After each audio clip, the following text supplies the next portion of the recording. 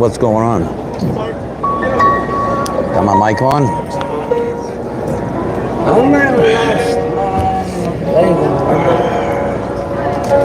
Ooh, shit. Finally got it set up.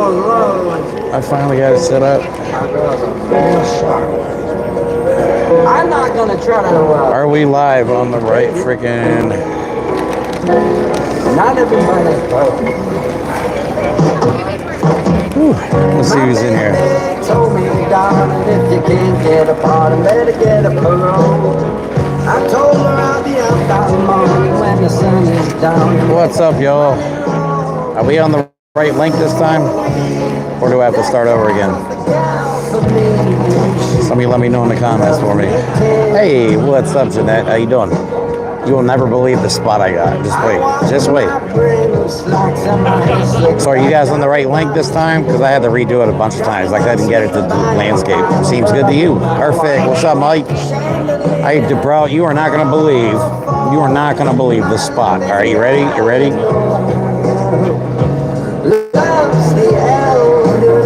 Bro, we got hooked up. Down stacking and down wild.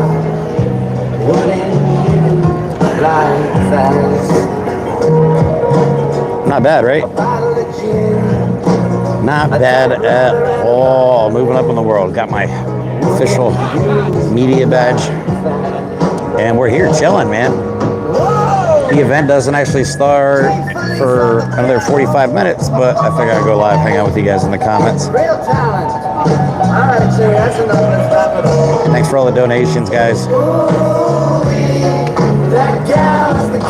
So let me go ahead and just turn this around. I'll still be able to see your comments, but I left my blue-eyed lady when we're talking Mercedes to the gambling world. Oh yeah, that video you guys are talking about, it got banned on TikTok. The video I made about ice that went viral, yeah, it got banned at 370,000 views, and they haven't put it back up yet. It's stuck in appeal limbo, I guess. I have access to literally everywhere down here. This is crazy. This is crazy.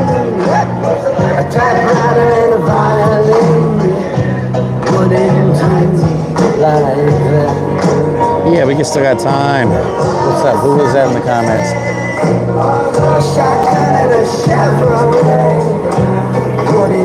Ooh, it's hot, man. You put shade over my shit. It is warm outside. I made it to the big times. I mean, I am here. I'm actually up here with legitimate news networks that have like really expensive cameras up here, and I'm up here with my Samsung S24 Ultra, talking to you guys. So yeah, we're gonna be hanging out all day long. I'm gonna be so fucking sunburned by the time this is over. It's not even funny. What I do? Yeah, this is gonna hurt. I turn red. Let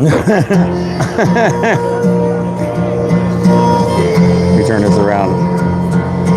See ya. I got a new tripod. We are legit set up, and that's true. They are filming on iPhones now. That 28 years later. That is pretty cool. So this is cool. I got to meet Fred Wellman. I saw Chris. What the hell is his last name? Goldsmith. Chris Goldsmith's here. They're expecting people like Jolly Good Ginger. I heard Dropkick Murphys doing sound check earlier. Yeah, it was pretty badass. Pretty cool. And I'm going to be up here until it's over. Should have brought a damn chair up here with me. I guess media people don't get chairs. I can't turn my hat around. I'm afraid if I wear my hat backwards, I'll have a big old tan line, like a big old hat tan line right on my bald head. So I'm like, I don't want to, but my neck is going to be on fire later today. Oh my God. But no, you can see behind me, man. Oops, sorry. got right there, Washington Monument. On the other side of this is, I can't see it obviously because you're looking at me, but the other side is the Capitol building. We're right in between it all. Right in between it all. And the crowd's starting to show up. There's a lot of people sitting over in the trees and shit, and they're probably gonna pile in once all the action starts, but it's hot. It's hot. So everybody's kind of chilling in the shade right now. Thank you guys. I bought new microphones for this occasion. I got this badass, dope-ass tripod for this occasion. I even got a new shirt and new shoes just for this occasion. I wanted to look professional, so yeah. But here I'm here chilling. It's weird seeing some of the influencers that you admire in real life, and then you see them in real life. It's really cool. And seeing all these people come together. There's a lot of people here already, and it doesn't even start for 40 minutes. Oh my god.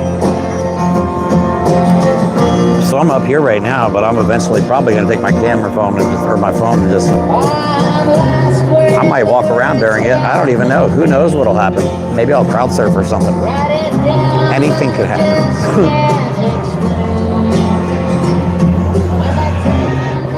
No, this is cool being in freaking Washington, D.C., man. This is the place to be, man. This is the place to be. So, who all else is excited about watching Elon Musk and Donald Trump's world just fall apart? Everybody, now there's conspiracy coming out saying that shit's staged. I'm like, can we have this moment, please? Can we just pretend it's real and not act like a conspiracy theorist? I don't think these people are intelligent enough to stage something like this. And I'm pretty sure Donald Trump, or staged or not, would not want Elon Musk going around saying that he's in the Epstein files. I'm pretty sure that wasn't staged. And latest reporting is that they don't want to make up. The Republicans are so desperate right now that it's honestly giving me some joy watching this entire fucking thing fall apart, man. Just watching it all fall apart is epic. So yeah, share this video if you can. Like I said, I'm going to be on. I don't know how long the performances are and the speakers and all that. Usually speakers don't go up there for very long. I know Fred Wellman's one of them, which is really cool. I was supposed to have Candace here with me, but she was supposed to be here at noon or 12:30, and it's 1:20. So I kind of just came up on the stage, and since I'm using my only device to stream from, I can't exactly check my messages and shit. So I tried. Oh my god, stay hydrated. My water's hot. My water's hot. That's awful. How you doing?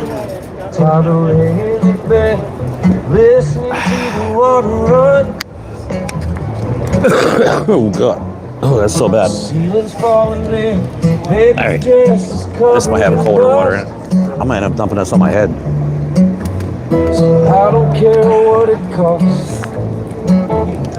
Baby, does that all thing. Oh my goodness. I'll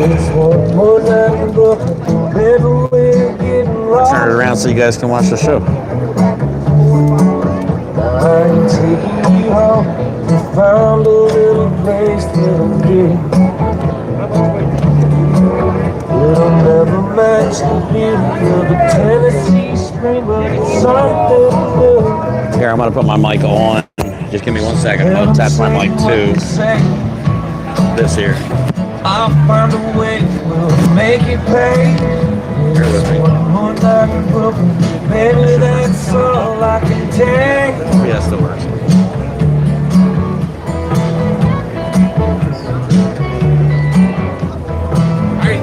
Wow, actually, I gotta put this up here. Shit. Oh, that's perfect.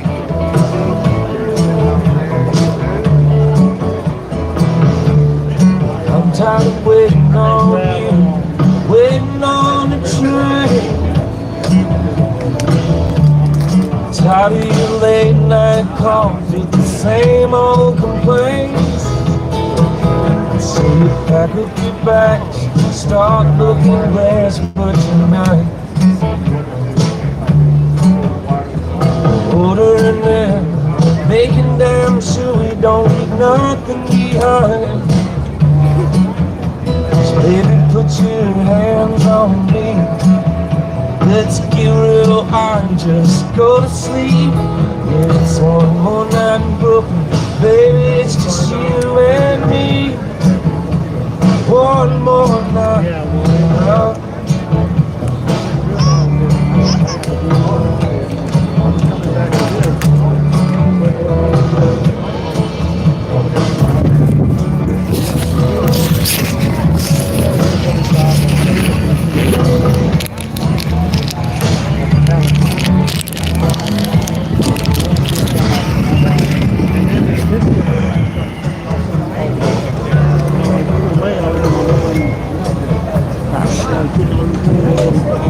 Not bad, y'all. I didn't realize the second mic was already on.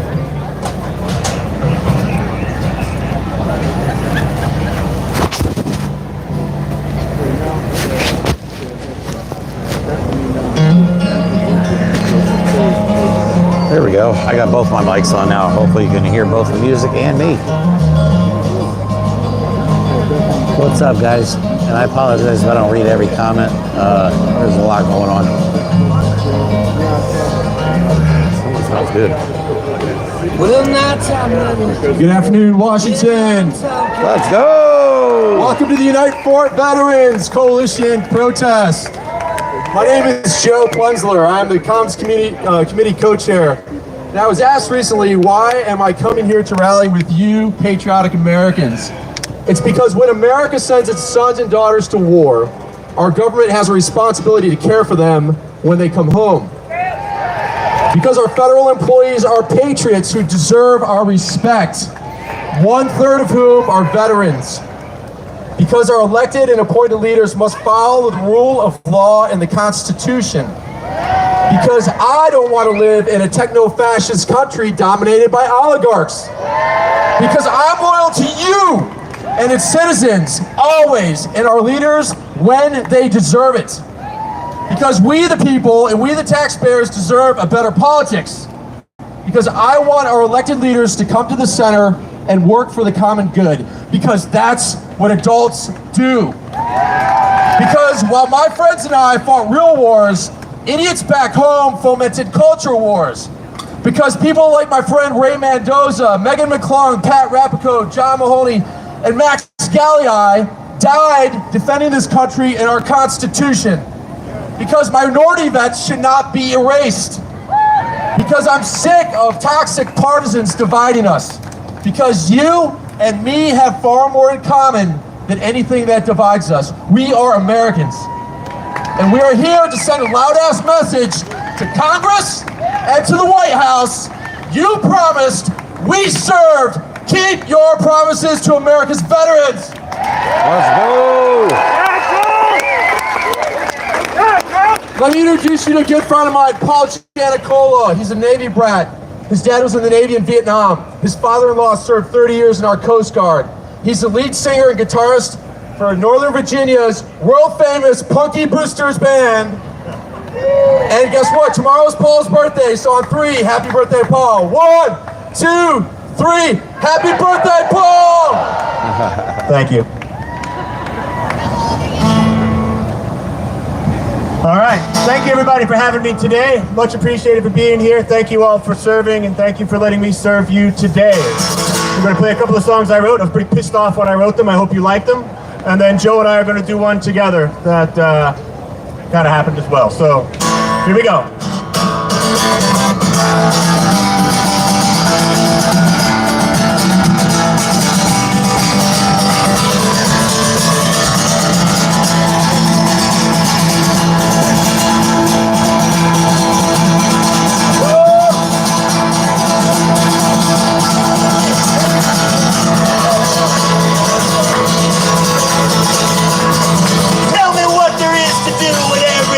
Thought you knew is I'm scared by the view.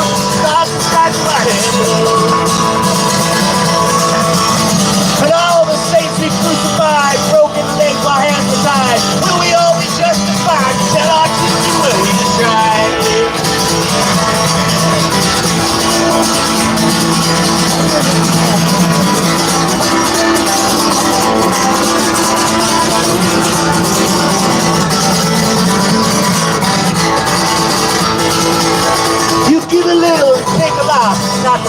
life is part of cruelty, and a simple block to be a have not a have not.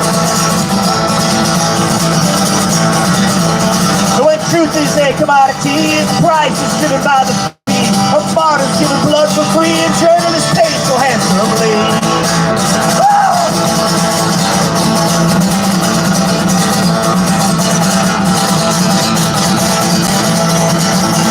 When the best of us is compromised, the worst of us is on the rise. No one's looking in the eyes of anyone as Jesus died.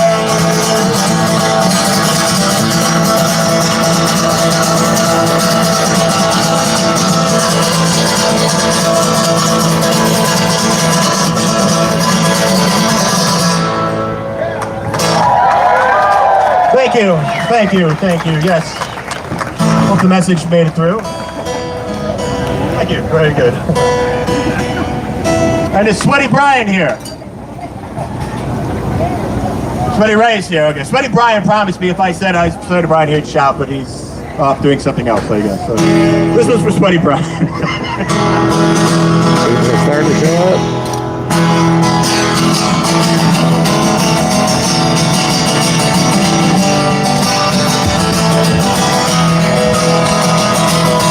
Castles made of sand, tell it to the children so they understand. No one's gonna take us to the promised land. Hold on to the message of the books they banned.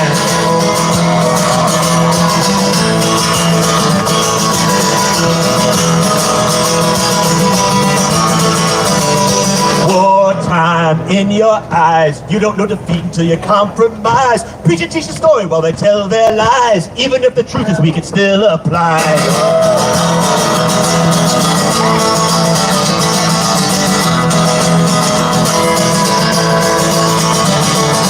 Live rounds coming at me. Guess it's just the price of what it takes to be free. Cut me at the ankle, cut me at the knee. Never gonna stop me seeing what I see.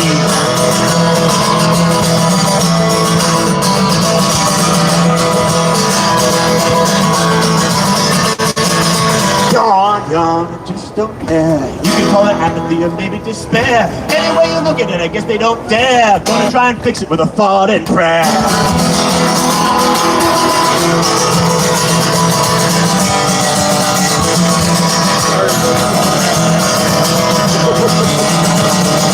Castles made of sand, tell it to the children so they understand. No one's gonna take us to the promised land.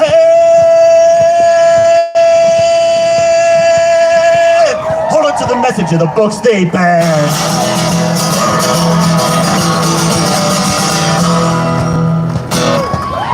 Thank you, thank you. Yeah, I was pretty pissed off when I wrote that one too. So. But I have a feeling you feel the same way. So let's hear it. Paul does a lot of fighting songs, drinking songs, and protest songs. Protest songs, right.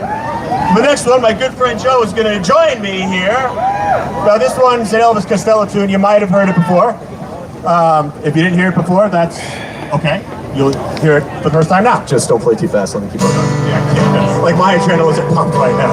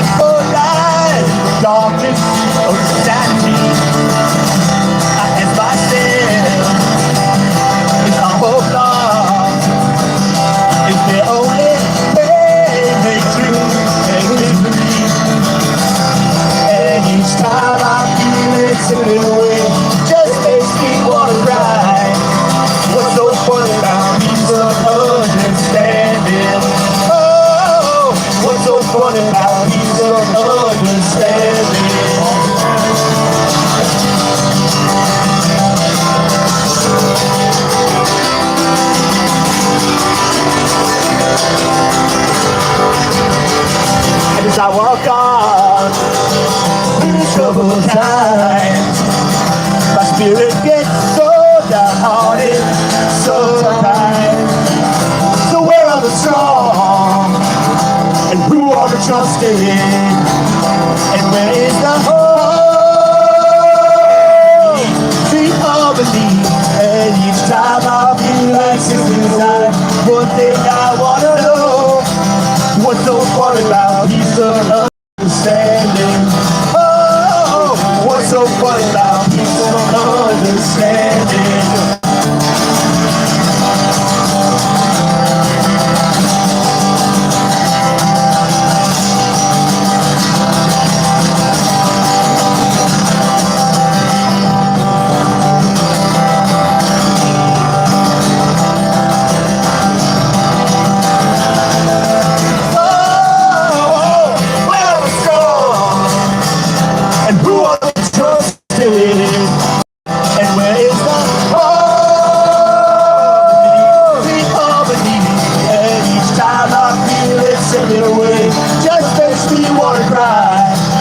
What's so fun about peace of understanding? Oh, what's so fun about peace of understanding? Oh, what's so fun about peace of understanding?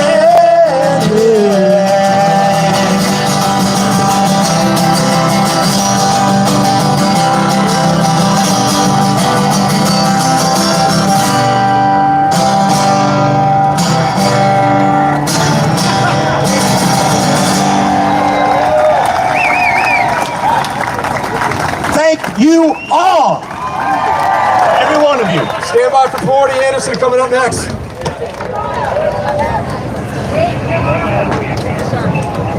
Big wrong. On the attack. No. Oh,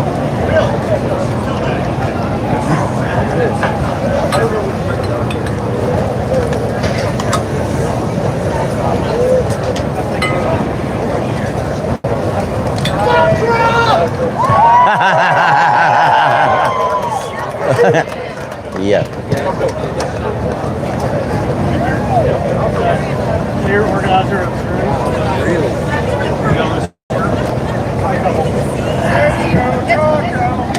Oh, here it is. I was waiting for somebody to do this.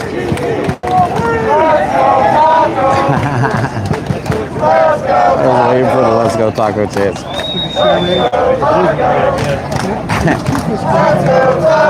Ooh, man, I am cooking up here.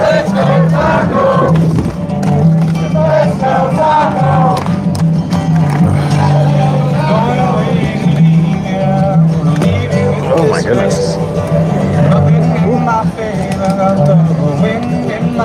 A little intermission. Hopefully my phone doesn't explode under the heat.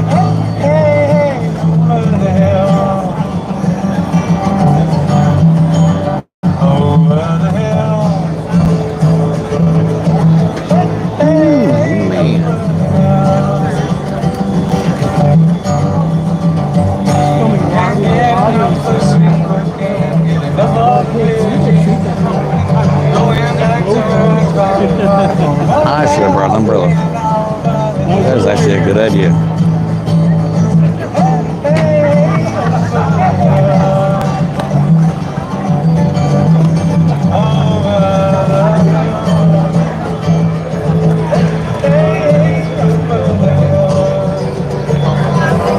Alright guys, so we got about 20 minutes until the show starts. So, what do you want to do? Hope you guys are enjoying yourself. Let's get the, is that a crane? Where's the Washington Monument at? Is it on this side? There it is. Got a nice shot of that. Of course, on the other side, you guys probably already see the Capitol building.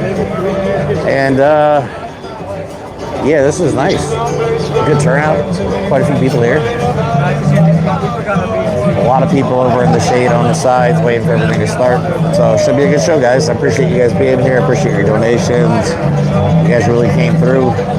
Hopefully the new mics sound decent. Because honestly, I'm getting tired of spending money on microphones. But I think we got our mobile set up down pretty good. Hey folks, I know it's hot, but we have one more real hot act. A really good friend of mine, a combat veteran, Porty Anderson.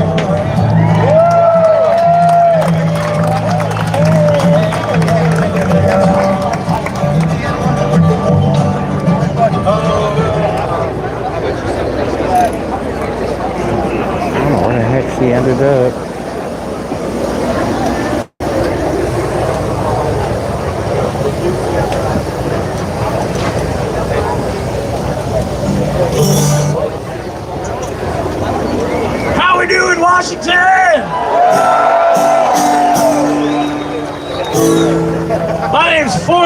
Anderson. I came all the way out here from Louisville, Kentucky to be here today to stand up for our benefits. I'm a combat veteran of the war in Afghanistan myself. I actually learned banjo to deal with the traumatic brain injury I got.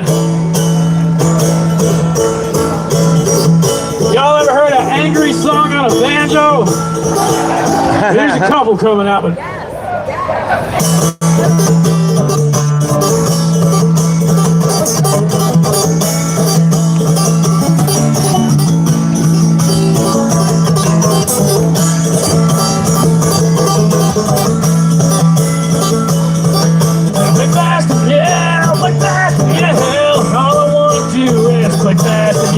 I've nothing to say, a story to tell, and all I want to do is play fast and yell.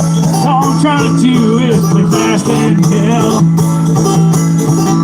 Too many thoughts burn holes in my mind. Sometimes I say them, sometimes they rhyme, but I'm never in tune, I'm never in time. So keep it to myself, but I need another line. Keep it to myself, but I need another line. Play fast and yell, play fast and yell. All I want to do is play fast and yell. Nothing to say, the story to tell. And all I want to do is play fast and yell. All I want to do is play fast and yell. I ain't no fucking nihilist, I'm really not that deep. I'm spitting and I'm tripping over words that come to me. Used to buy them by the bucket for $1.17. 40 make you head them up if you know what I mean. 40 make you head them up if you know what I mean. Play fast and yell, play fast and yell. All I want to do is play fast and yell. I've nothing to say, no story to tell. All I want to do is play fast and yell. All I'm trying to do is play fast and yell. Take this loaded 5-string, put it to my head. Pull the fucking trigger and paint the ceiling red. Was it all the things you done? Was it all the things you said? Fireflies and porch lights, this is how it is. Fireflies and porch lights, this is how it ends. Play fast and yell, play fast and yell. All I want to do is play fast and yell. I've nothing to say, a story to tell. And all I want to do is play fast and yell. All I'm trying to do is play fast and yell. All I want to do is play fast and yell. Woo! Let's get this started!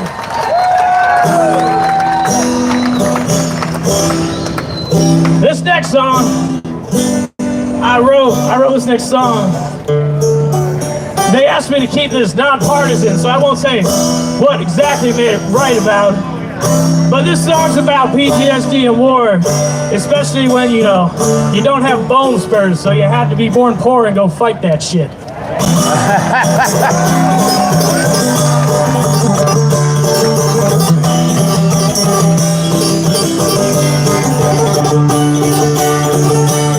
That's a cool Purple Heart, man. Thank you for your service. Now go fuck yourself. I did nothing to deserve this.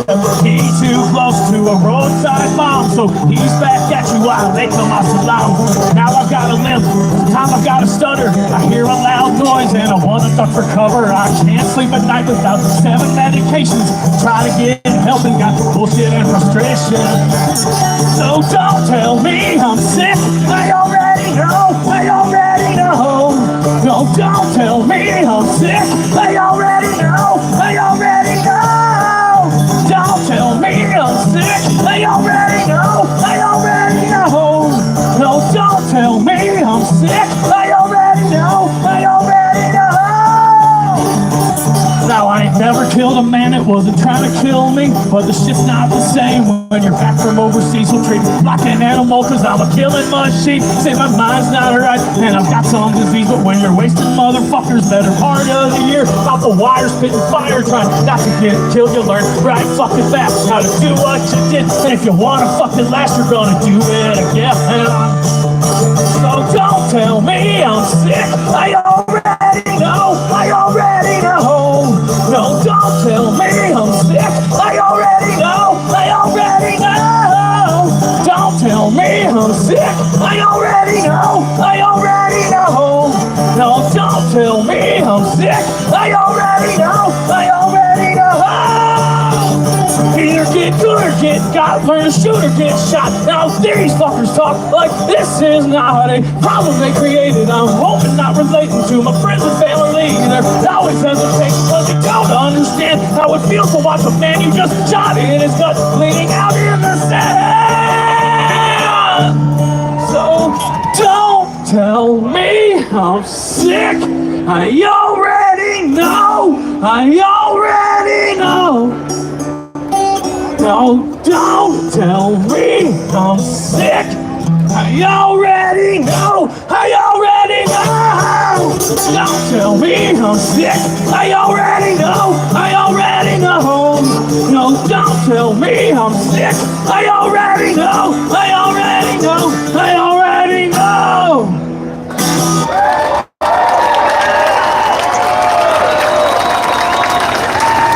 Thank you. You know, I started learning to play the banjo down in Fort Knox, Kentucky, after I got medevacs because I was blown up in a roadside bomb attack. I had a brain injury. I still have a brain injury. Those don't go away, but it really helps you when you do some music or some kind of hobby or something. So any veteran out there who's ever had a thought that rhymes, I encourage you to write it down. Even if you don't show anybody, it can really help. It's a really big part of therapy. This next song, a lot of people say you can't play a sad song on a banjo either. I want to prove that one wrong. And I'll be up here. Yeah, no worries about that. I wrote this song shortly after I got back, 2014. I was sending some text messages to my mom. She was real worried. And I noticed that about every single thing I was telling her wasn't true. And if you've ever been there, you'll know what I'm talking about. This song's called Better and Better.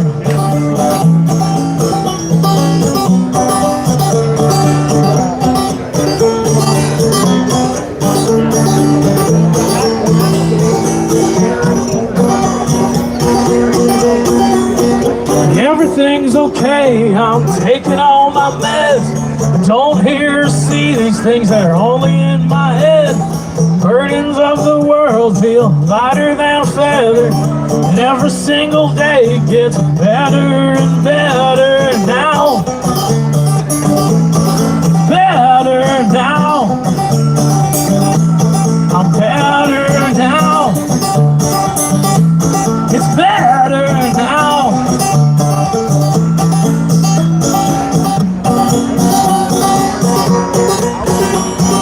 Nothing's ever wrong, all my problems are over.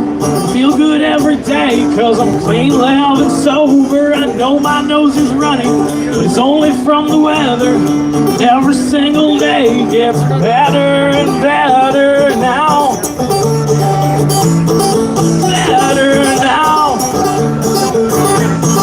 Better now. It's better now.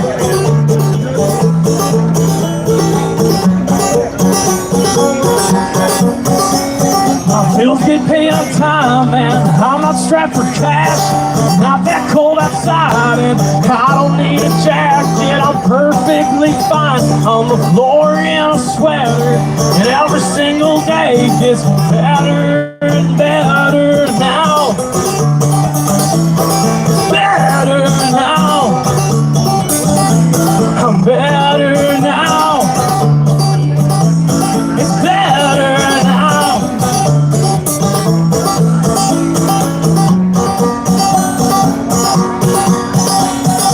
I can sleep at night, I've never killed a man. I'll stay up cleaning guns, thinking about Afghanistan. I'm happy to be home, and I've got my life together.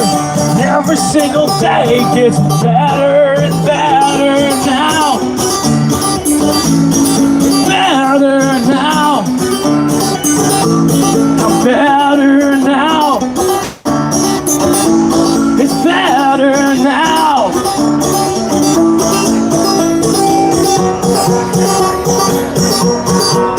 And song is not a goddamn cry for help. And I wrote these words because they rhyme so goddamn well. And each problem's a blessing in disguise. My life's not gone to hell. And if you ask me how I am, I say, well, everything's okay. I'm taking all my meds. I don't hear or see these things that are only in my head. The burdens of the world feel lighter than a feather, and every single day gets better and better.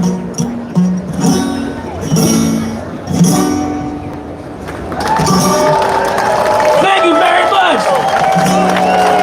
Now, a lot of these songs are about PTSD and the struggle that comes with it. And I tell you what, one thing that helped me was the fantastic services we have offered to our veterans.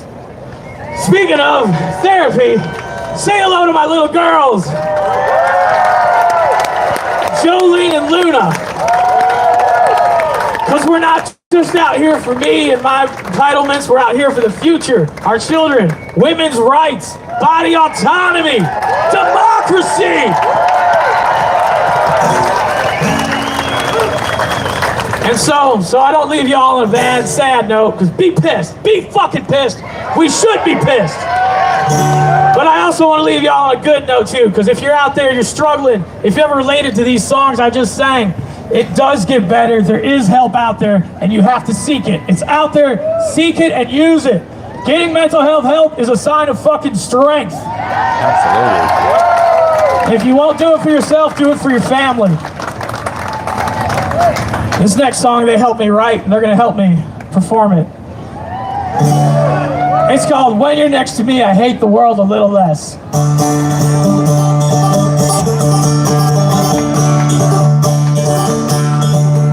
I had a dream of me and you, we're on a spaceship to the moon, we're holding hands in our spacesuits so we can watch the world burn together.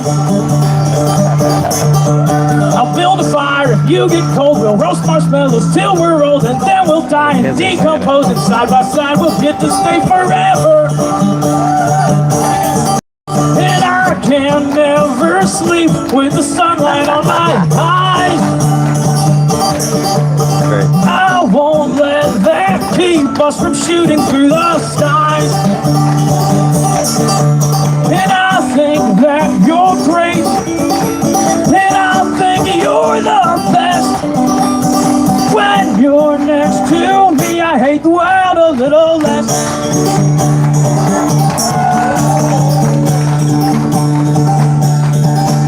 The universe where we're both otters, swimming, playing in the water, finding things to eat and slaughter. Sometimes otters kill stuff just for fun.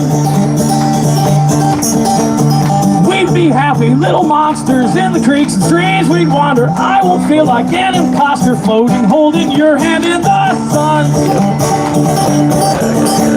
And I can never sleep with the sunlight on my eyes. But I won't let that keep us from shooting through the skies. I think that you're great, and I think you're the best. When you're next to me, I hate the world a little less.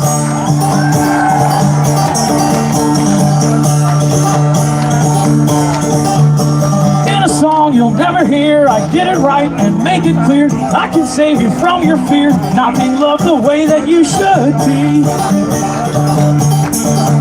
We don't have to cross the final frontier or float down streams to disappear. We can have it all right here, and all you'll have to do is stay with me. And I can never sleep with the sunlight on my eyes. But I won't let that keep us from shooting through the skies.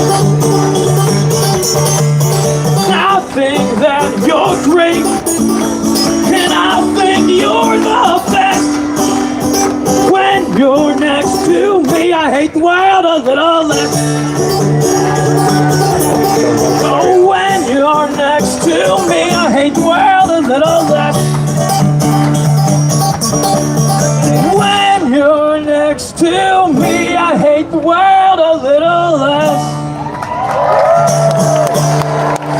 so much, everybody. Appreciate you. Thank you, Jolene and Luna, my wonderful backup dancers. She's about to turn 5 in 3 days, everybody. Let's hear it.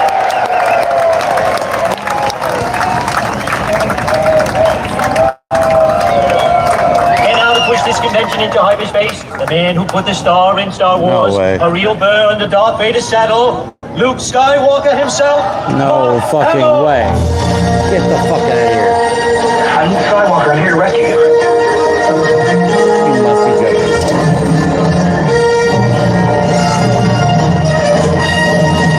You must be joking. Let the good times roll. The Force will be with you. Always. Ladies and gentlemen, award-winning actor No way. and son I'm of gonna geek out, a U.S. y'all. Navy I'm gonna geek the captain, fuck out. Mark Hamill. Oh. In 1932, over 20,000 veterans of World War I marched on Washington.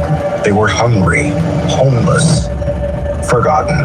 They called themselves the Bonus Expeditionary Force. America would come to know them as the Bonus Army. Makes me so damn mad a whole lot of people speak of you as tramps. By God, they didn't speak of you as tramps in 1917 and 18. They came to demand the bonuses they had earned. Promises made but not kept. Instead, they were met with tear gas, bayonets, tanks, driven from the Capitol by the very government they had served. But their courage sparked something greater. Their march would not be in vain. From their sacrifice came the GI Bill, a new promise that service would be met with opportunity. Education, healthcare, housing. It was the beginning, but not the end. Every generation since has had to fight again. World War II veterans came home as heroes, but many black veterans were denied those GI Bill benefits. Vietnam veterans were welcomed not with parades, but with protests, and with silence from a nation unwilling to face their suffering. But Vietnam veterans refused to be ignored. They fought for recognition. They forced the passage of the Agent Orange Act, demanding justice for the invisible wounds of war. And they didn't stop there. They stood beside a new generation, veterans of the Persian Gulf, Iraq, and Afghanistan. They raised their voices again, and together they helped pass the PACT Act. This is not just about benefits. This is about justice, about dignity, about a nation honoring its promise to those who served. This is why we gather now. This is why we come together. When our service members raised their right hand, they didn't hesitate. They didn't say, I'll serve if it's easy. They said, I'll serve because it matters. Now it's time for our leaders to serve them. Time for the American people to stand with them. We are still marching. We are still united. We are still the Bonus Army.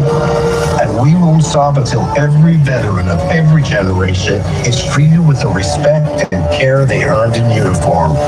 That's why we are here to unite. Unite for veterans. Unite for America. We are the Bonus Army of 2025.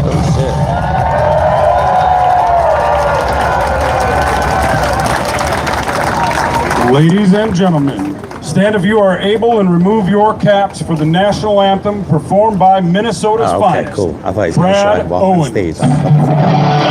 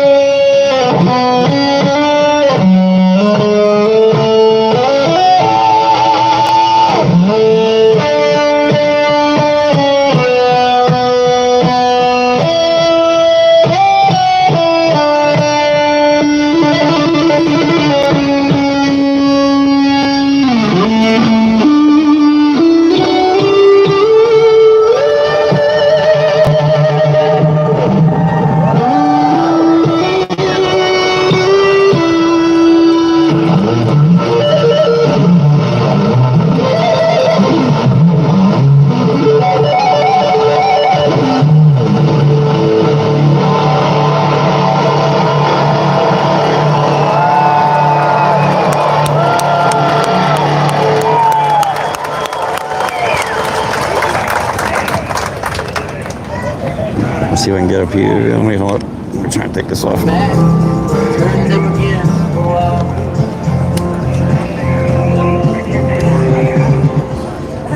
How's Washington, D.C. doing? How's our veterans community doing? Are we fired up to be here at the Unite for Veterans, Unite for America rally? My name's Will Addick. I'm the Executive Director of the Union Veterans Council. I just want to say how proud I am to be here. I'm hoping that we're going to get real fired up. There's a ton of people. You're going to hear a lot of great speakers, but I want to make sure we do one thing first. I want to recognize the special day we talk about today, which is D-Day. Usually we don't do events on sacred veteran days. It's usually something we do, but I think that today was the time to do it.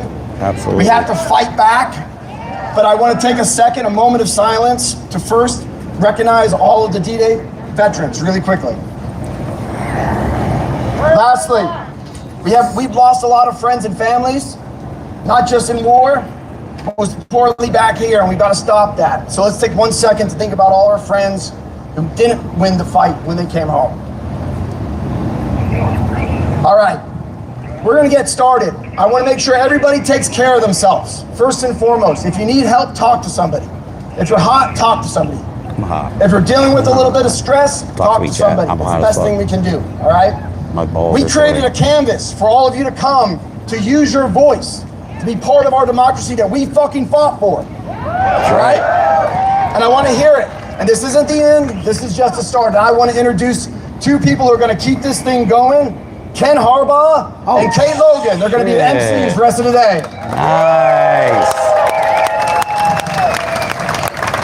Unite for Vets, how we feeling?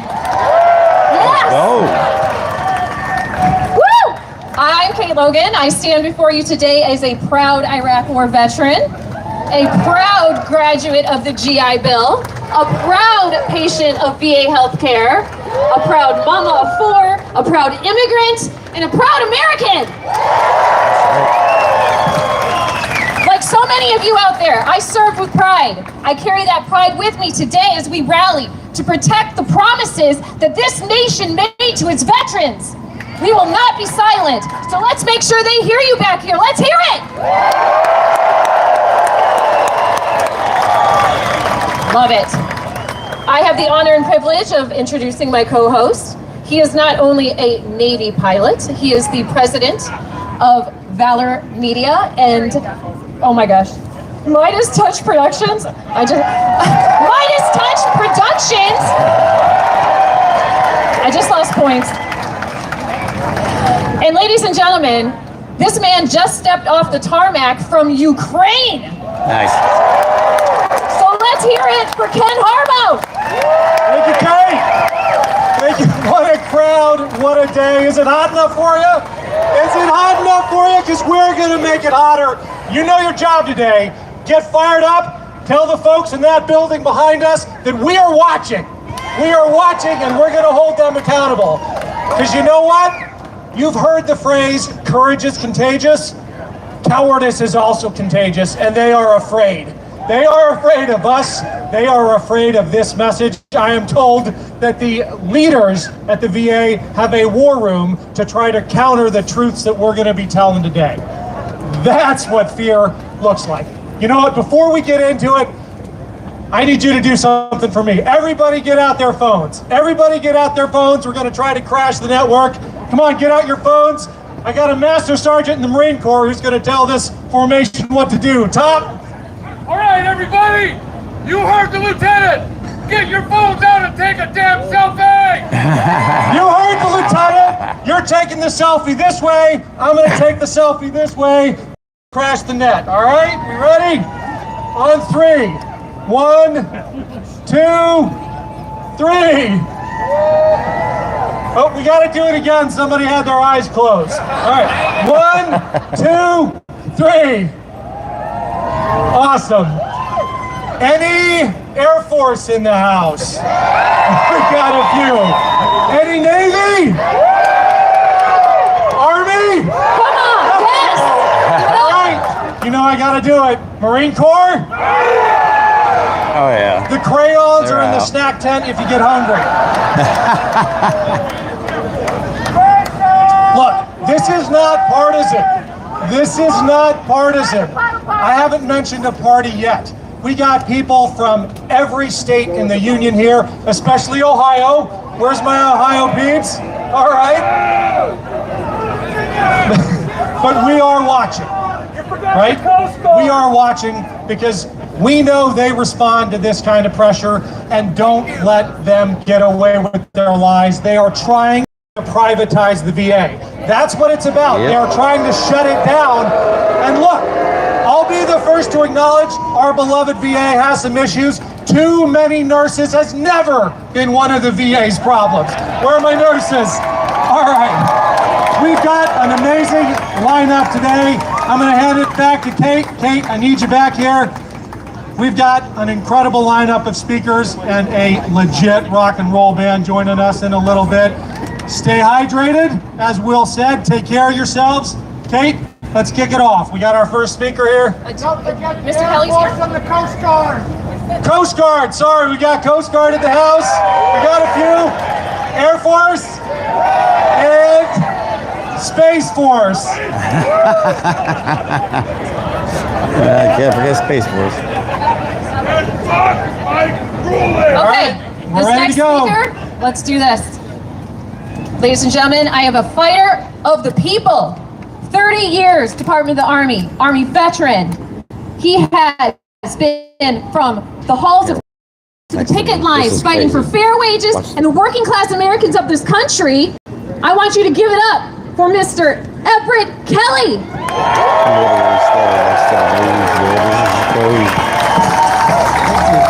This is crazy.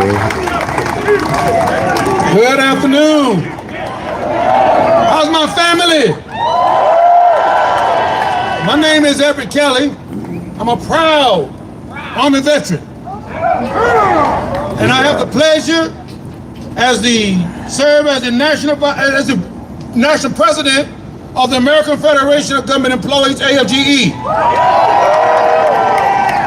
First and foremost, I want to thank the Union Veteran Council for inviting me to speak and for putting on this necessary undue event. Now, I want to welcome all of you who came here today from out of town. Your commitment is inspiring, and I want to thank you for being here. Today, we're here to unite on behalf of all veterans and to bring awareness and attention to this unprecedented, unlawful, and un-American attack on veterans' job benefits, health care, and union rights. What do you say? Well, first, I want to have just a little fun with my fellow veterans. I want to do a little roll call to see who we have here today. Do we have any Marines here today? Let me hear you say hoorah! All right. What about the Air Force? Air Power? What about the Navy? What about the Coast Guard? Somebody said Coast Guards are born ready. What do you say? All right, what about any airspace in the house? Always above, that's what they say. Now, y'all know I say the best for last. What about my Army brothers and sisters? Yeah. Well, you know, it doesn't matter what branch you serve in, right? We've all made a huge sacrifice for our country. And all of you are my family.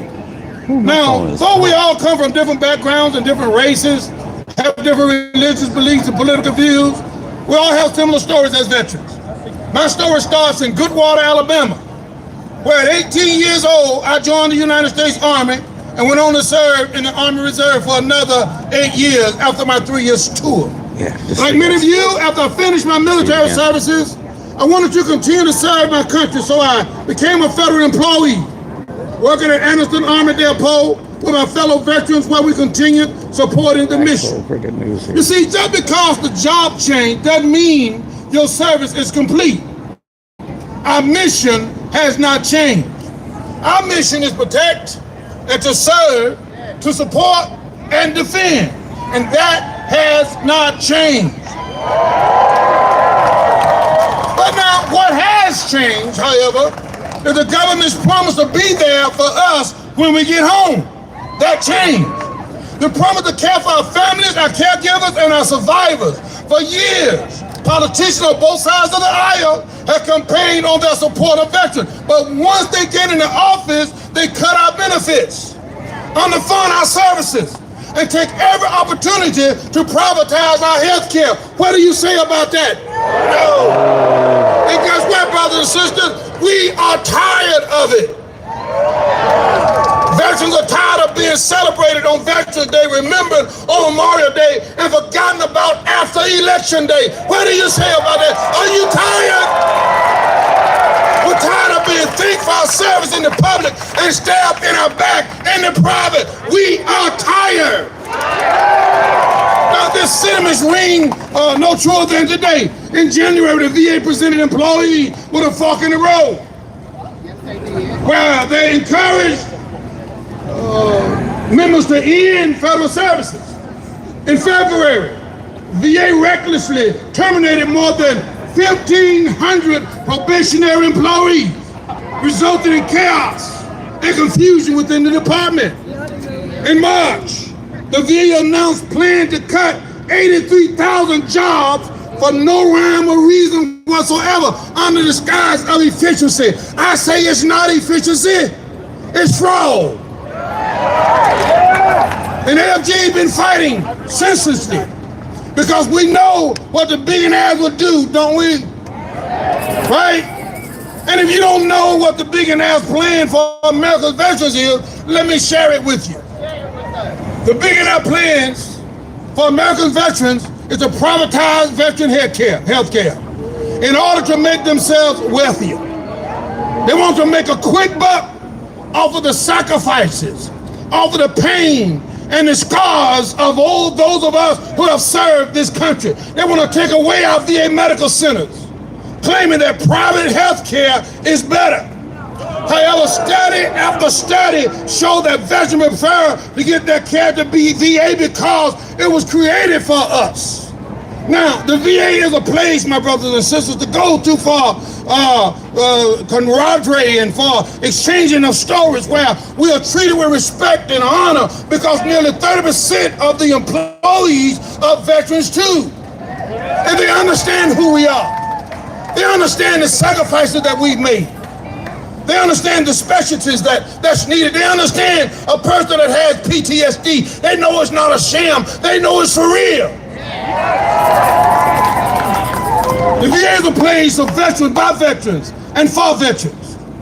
However, these mass reorganization plans that stand before us today is a targeted attack on veteran jobs, on health care, on benefits and union rights. The layoff plans aren't just figments of our imagination. They are here. We've already seen thousands of employees being fired. But brothers and sisters, let me tell you this. I gotta leave you. But before I go, I want you to know that you have doctors, nurses, housekeepers, dentists, chiropractors, pharmacists, social workers, benefit specialists, police officers, janitors, engineers, painters, electricians, psychiatrists, cooks, greeters at the front door at the VA.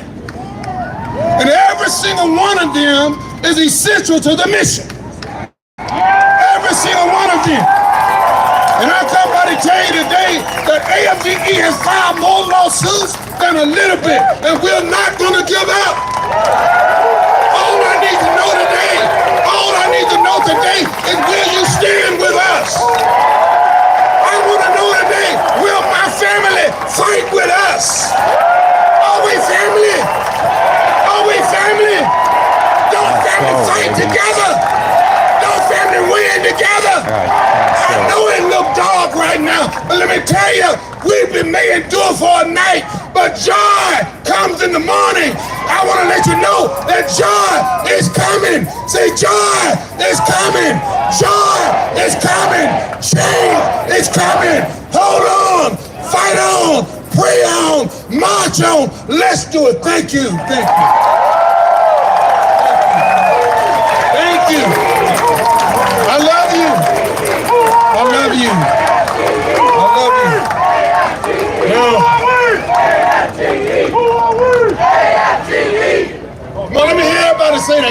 that chat. Who are we? Who are we? Who are we? And we're not taking nothing off nobody. All right? Okay. So next up, brothers and sisters, I'd like to introduce Armour Westmoreland from NTU, Visit Church from North Veterans of America, our own Oscar Williams Jr. from FGE National VA Council, and Matt Stewart. Would you come? Thank you.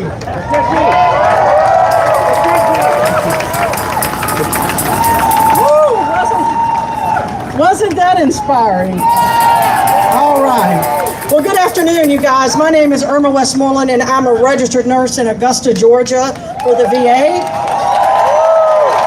I'm also Secretary-Treasurer for National Nurses United and Chair of our VA division. While I've worked for the VA for 34 years as a nurse, some of my earliest memories are going to the VA in Augusta, Georgia to work with the veterans on bingo nights or dance parties when I got older with my mother, who spent 50 years as a VA volunteer. I know, pretty cool, huh?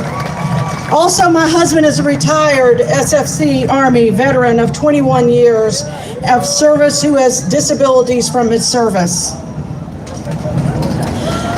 So the VA is deeply personal to me.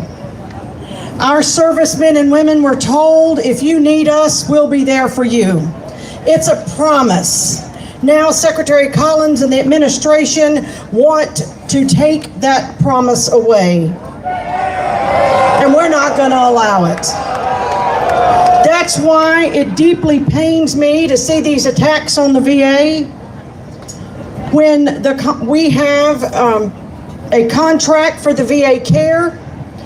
The nurses and the doctors are going to be caring for these patients. When the administration says they want cuts, we say no. We need to live up to what we told and promised our veterans. We told them that we would be there for them, and we need to do that. They stood for you and me, and I ask you now to stand for them. No cuts to the VA. Maybe some of you know someone or love someone ill from burn pit smoke, or from Agent Orange, or lost a limb from an IED explosion, or died, or suffered from PTSD, military sexual trauma, or other chronic illnesses. We know the VA is the best place to get care for these ailments and more. The VA is the only healthcare system centered around the special needs of service members. 30% of our employees are veterans themselves. But it's more than that. It's also the only healthcare system in the country that's fully integrated, will help with veterans in poverty, with homelessness, offers clothing allowances, and much, much more. I've seen magic happen at the VA. Friendships form fast, and it's not unusual to see veterans helping veterans, whether it's pushing a wheelchair or walking him down the hall to an office. These veterans share a deep sense of camaraderie and a sense of belonging that goes a long way in making a person feel better and stronger. Now, if you ask, is the VA perfect? No, it's not. I can't tell you that it is. But let me tell you, we're light years better than the private sector. That's why I will not stop fighting to see the VA improved and not destroyed. As you all know, Secretary Collins is now looking to cut tens of thousands, up to 80,000 jobs from the VA. Yeah. These decisions are being made at the atmospheric level. The staff that do the work know best where things can be improved and streamlined, and I say ask them.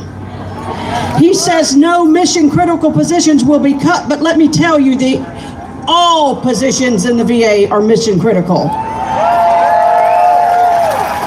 It's important for every person to keep their job. From the engineering staff to the housekeeper to the dietary staff, secretarial staff, and many, many more. When cuts are made, who will be there to have to pick up the work that needs to be done? The nursing staff and the medical staff that are left. When supply folks are cut, I heard that operations were being postponed so nurses could get clinical supplies. Let me explain that for you. In one place, a nurse had to go to the warehouse in the VA to get supplies for surgery needed in the OR for a patient who was waiting. That's not right. That's right. But that veteran finally got their surgery. It was delayed, but it was done. But it was because the nurses stood for that veteran. When housekeeping was cut, I heard delays in veterans getting into beds because there was no one to clean the rooms. This causes delays for our patients getting needed treatment started, and in some cases, it may need to lead for a more elevated critical need of treatment. It's common sense. Cutting 80,000 jobs will cause delays in veteran care, so we say absolutely no cuts. That's right.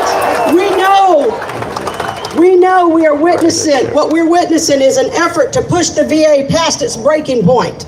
The ultimate goal is to privatize the VA and pour billions of taxpayer dollars into giant healthcare corporations and the pockets of billionaires instead of the veterans who served our country. Don't sell us out, because what they do, they know the VA and the federal government is going to pay them on time, every time. That's why they want our care. But they don't know our care. They don't know how to provide our care. They don't know that the VA does it better than anybody. The nurses and the doctors are specifically trained to do it. We've been training for years, since the VA was incepted.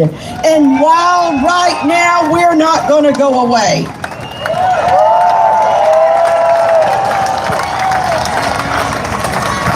We are not for sale. That's exactly right. It is the nurses and the government workers who are standing up to block this privatization effort. It is because of our unwillingness to back down that nurses and other unions are feeling the retribution that came down on March 27th with an executive order designed to strip us of our union rights. It is union busting and intimidation, plain and simple. But we're fighting back. National Nurses United, along with other federal workers, labor unions, and other veterans groups, we sued the administration over this outreach of executive power. This is not about us, it's about our patients. We must have collective bargaining protections that allow us to advocate for our veterans and to speak up about issues in our facilities that cause us concerns for our patient safety.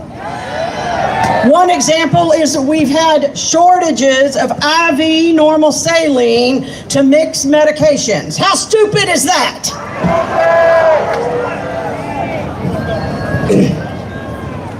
With that being said, you all understand the VA is not a contract. The union's not a contract. The unions are nurses we represent no matter where we're going away. We're not going away. The union says, and I say, no cuts, keep the VA strong so that we can care for every veteran. NNU knows that an injury to one is an injury to all, so we say, when we fight, we win. When we fight, we win. And we will prevail. The VA will stand strong for our veterans. Thank you.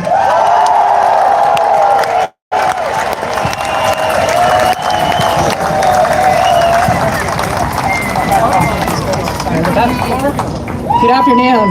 My name is Lindsay Church. I'm a Navy veteran, the Executive Director of Minority Veterans of America, and someone who still holds tightly to a belief that this nation is worth fighting for. Not with weapons or wars, but with truth, with compassion, and with conviction that we all deserve to belong. We stand here today not just in protest, but in protection of one another, of our shared future, of the soul of public service itself. Because what we are witnessing is not theoretical. It is not slow moving. It is here. It is deliberate, and it is already doing harm. Today marks the beginning of what history will remember as a purge of transgender service members. An unconscionable order from Secretary of Defense Pete Hegseth that puts thousands of service members across the country and All right, around guys, the world I'll be right in the back. crosshairs I gotta of their run to own the bathroom, government. But I'm gonna leave the stream playing.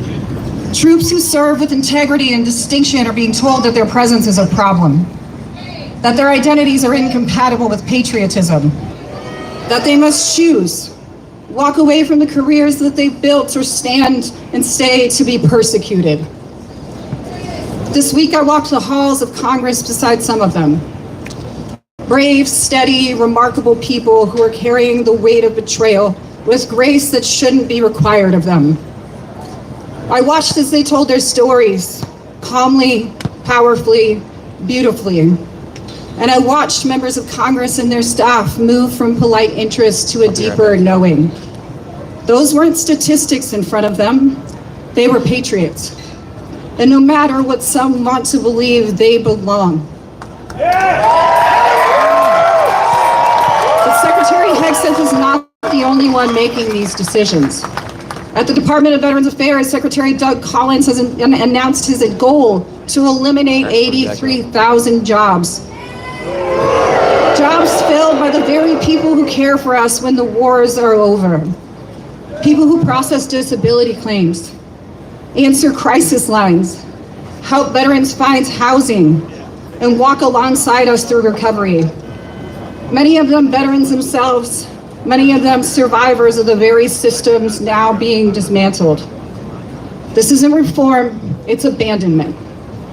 And it's not isolated to VA. Today, the job cuts are there, but they are already spreading. The workforces at Social Security, FEMA, education, those pillars of community stability are already being slashed. Public servants across the country are being demoralized, discarded, and erased. Many of them, not because they failed in their duties, but because they dared to serve the people that those in power find inconvenient. This is not about cost saving, this is about consolidation of power, of control, of the very definition of who gets to be counted as an American. It's fascism! This week, the Navy quietly announced that it will rename the USS Harvey Milk. A name meant to honor courage, authenticity, and sacrifice, stripped from our national memory without ceremony, without justification, and without shame. The Harvey Milk story is not one they can erase, and neither are the stories of Harriet Tubman, or Medgar Evers, or Ruth Bader Ginsburg, or John Lewis, all namesakes of Navy ships. These aren't just names, they're the scaffolding of American progress. They remind us who we've been, and they point us towards who we could become. When we erase them, we do not become stronger, we become smaller. And while these symbolic erasures continue, the real world harm accelerates. Just weeks ago, the VA rescinded protections that ensured that transgender and non-binary veterans like me could access medically necessary care. Care that is affirming, care that is evidence-based, and care that saves lives. This isn't about budget. It's not about medicine. It's about cruelty, cloaked in bureaucracy. And while the spotlight is aimed at transgender people, benefits for others, women, people of color, disabled veterans, are being quietly dismantled in the shadows. Let me be clear. We are the canary in the coal mine. What they do to us in the headlines, they will do to you in silence. I've stood beside veterans as we slept on the steps of the Capitol to pass the PACT Act, because our sick and dying friends deserved better.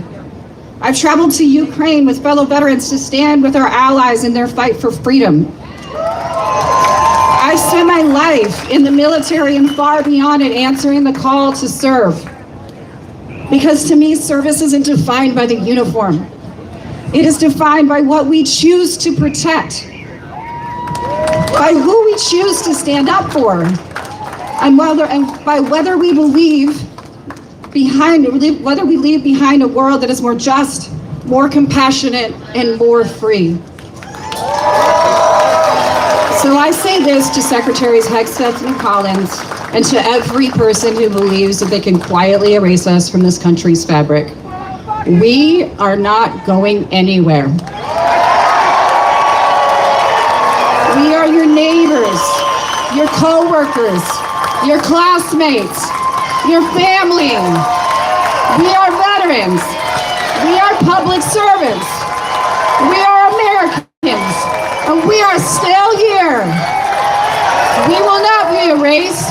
We will not be silenced.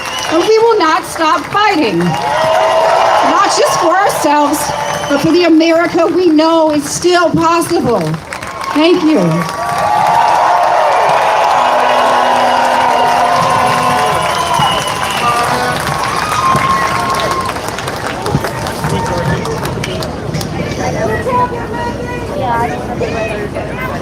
Good afternoon, everyone. My name is Oscar L. Williams Jr. I'm the second Executive Vice President of AFGE National VA Council. I am also a Vietnam veteran who served for 9.5 years and who went back into Vietnam after 1975 6 times because I'm an Air Force pararescue. Our council represents more than 310,000 bargaining employees who promotes quality of health care for service veterans. But today I'm here to ask an important question. When is the battle over? 81 years ago, the stormed beaches of Normandy, our soldiers faced hell itself. They fought against a tyrant because of depression, immoral and insurmountable odds, and they believed our nation and our promise of a better future. Abraham Lincoln said that we should protect those who won the battle, but yet we have a president who doesn't understand the number of veterans who won the battle who are now you want to take away their health care.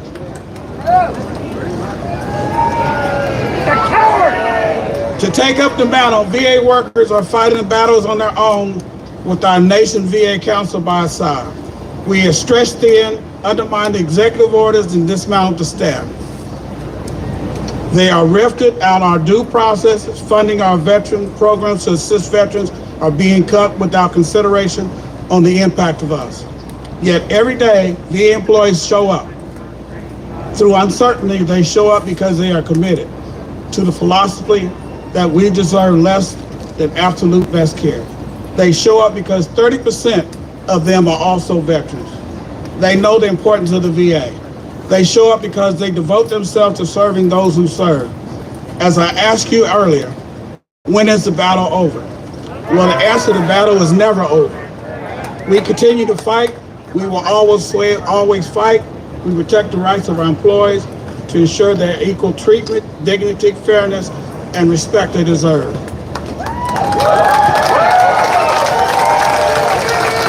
Now is our time to show up.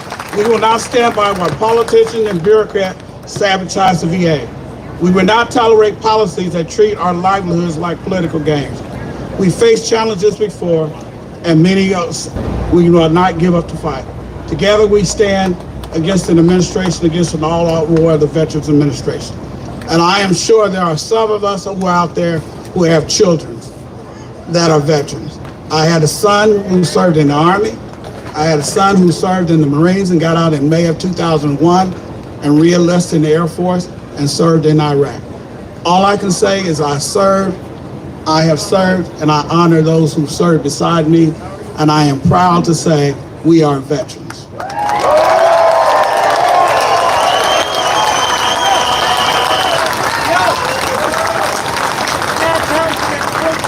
How we doing?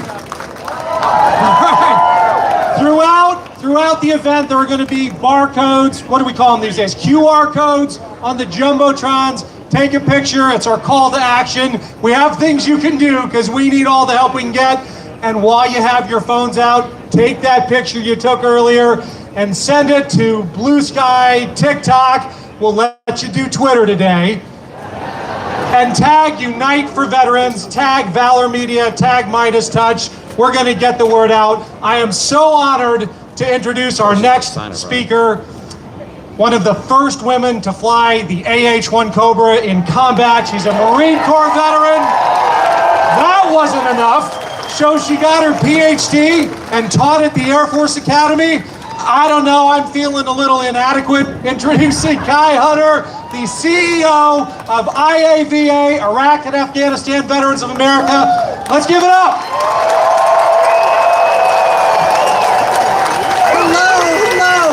Thank you so much here today. And first and foremost, thank you to Unite for Veterans for bringing us here. When I got the call and Will told me he was going to throw a big party, he clearly threw a big party for all of us here today. So thank you so much. It is an honor to stand here in front of you today, particularly with all of these incredible veterans that have taken the stage today. People like Lindsay Church, who have inspired me for years to stand up and use my voice.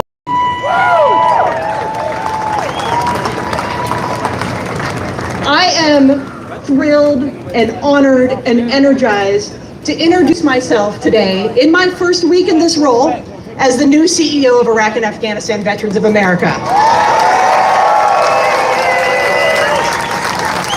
It is truly humbling to be chosen to lead IAVA into the future.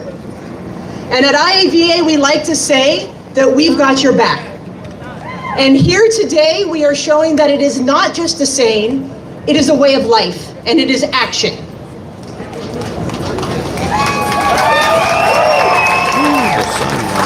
For more than 20 years, IAVA has been fighting the big fights for big wins, and we've gotten some of them.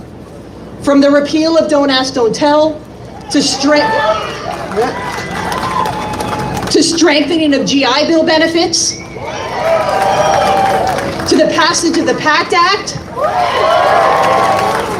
And yet today, as we stand here, those big wins are under attack. And so we are sending a unified message to show that we are not going to let those wins be taken away. And it is apropos that I am here that my vision for IAVA is one that of our members and some of those amazing cavalry leaders that we have out there with you today in the crowd aren't just being reactive to the moment, but are help shaping the future that we want to see for this country together.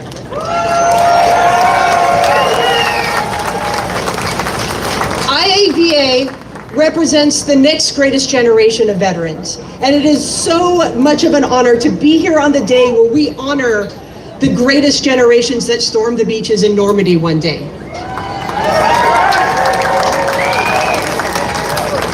And it is on that legacy that our membership is here to fight to preserve veterans' benefits.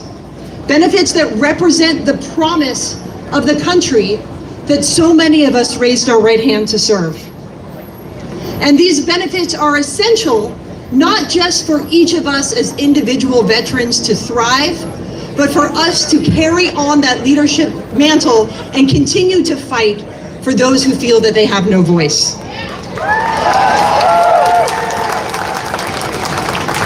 Every one of us in the post 9/11 generation chose to serve, and many at a time when America was embroiled in two of its longest wars. We are the leaders.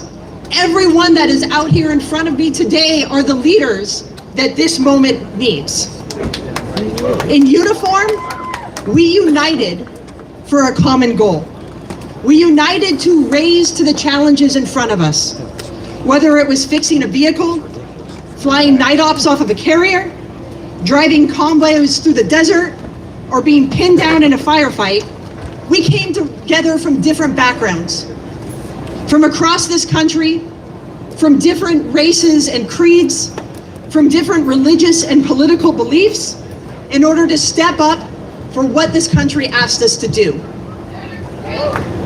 We are better together.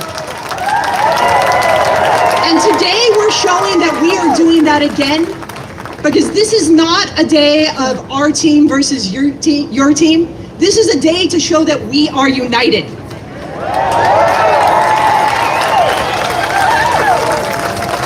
We are united to demand that America keeps its promise to us. We are united to stand up for those that feel that they don't have a voice right now. We are united to support our sisters and brothers that are still wearing the uniform and cannot advocate for themselves at this moment. We are united to support our Afghan and Iraqi allies that are currently under threats by the bans that are coming out of this administration. And this is the sign of unity that shows that we are the leaders America needs today. We are here to stand up and challenge the divisive narrative that is being fed to us. We are here to stand up and show that we stay better together even when we take the uniform off. And we are here to show that in unity and solidarity, diversity is indeed our greatest strength.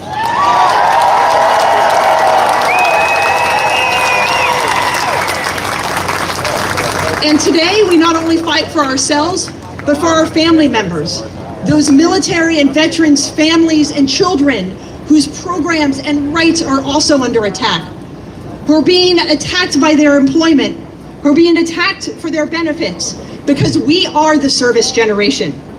And we know that that service doesn't stop the day that we take the uniform off, but continues.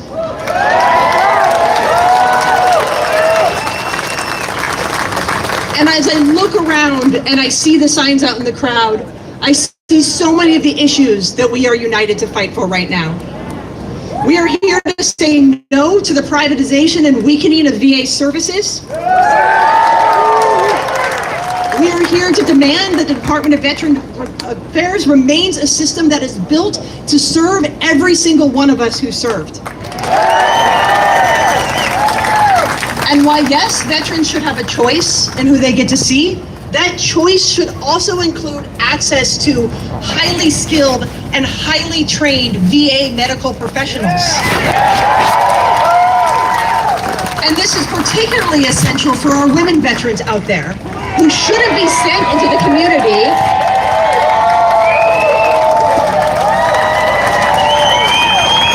where they have to prove time and time again that they are veterans. And critically, we are here to hold our political leaders accountable for the policies that they are enacting that are breaking the promises that America made to us. We are here to say that promises made must be promises kept, and we will have your back until they are.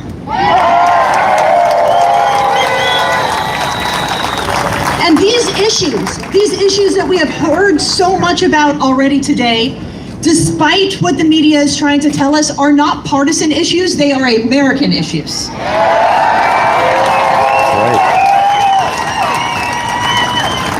These are not issues that we should be played politics with.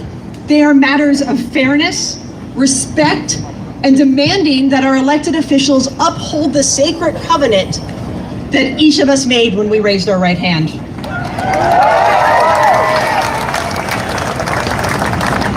IAVA, since its founding, has stood for the unity that we see here today.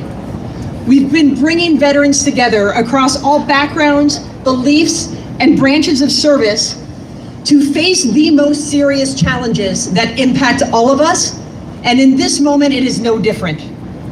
We have your back, whether you served one tour or many, whether you served in combat or served in vital support roles here at home, because we know that we are only stronger together.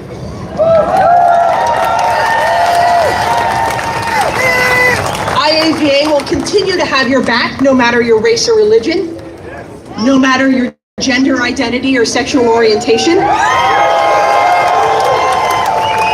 no matter what state you came from or what your reason was for joining.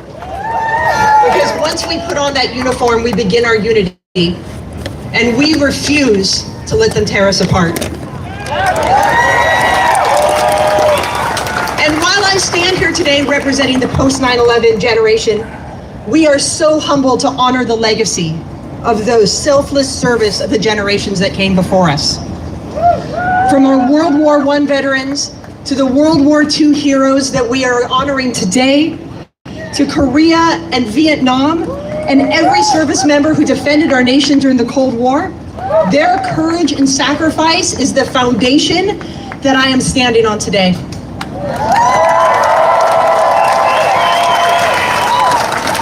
And their courage courage and sacrifice is what inspires me to want to lead in this fight. And as I stand here, just a week into taking the helm of IAVA, I look out into this crowd, and what I see is the power of continued service.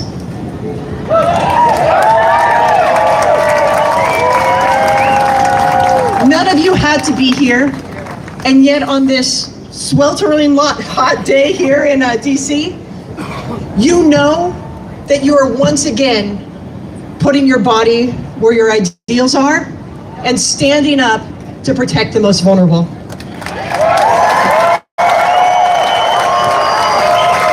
And in this moment of division, veterans remain a trusted voice. And this is a sign that we have the ability to restore trust and renew faith of the American people in our institutions and democracy, because we still believe they are worth fighting for.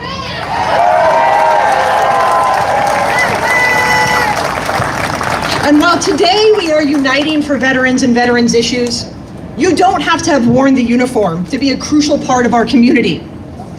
I see you out there, military spouses, who are the bedrock of our ability to serve. I see you out there, military children, who have served in so many other ways. I see you, parents, siblings, and providers. And if you stand with us, I will make this promise today that we will continue to stand with you. Thank you so much.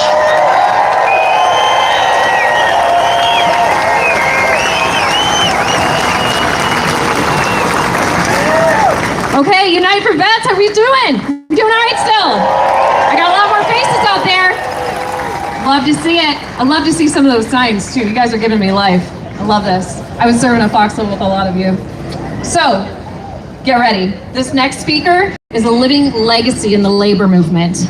He has done everything from going toe-to-toe with corporations here on Capitol Hill to standing shoulder to shoulder with fellow coal mine workers on the picket lines. Since 1995, he has been the president of Coal Mine Workers of America, and he has been fighting ever since. So if you believe in justice, if you believe in the power of the people, please give it up for Cecil Roberts.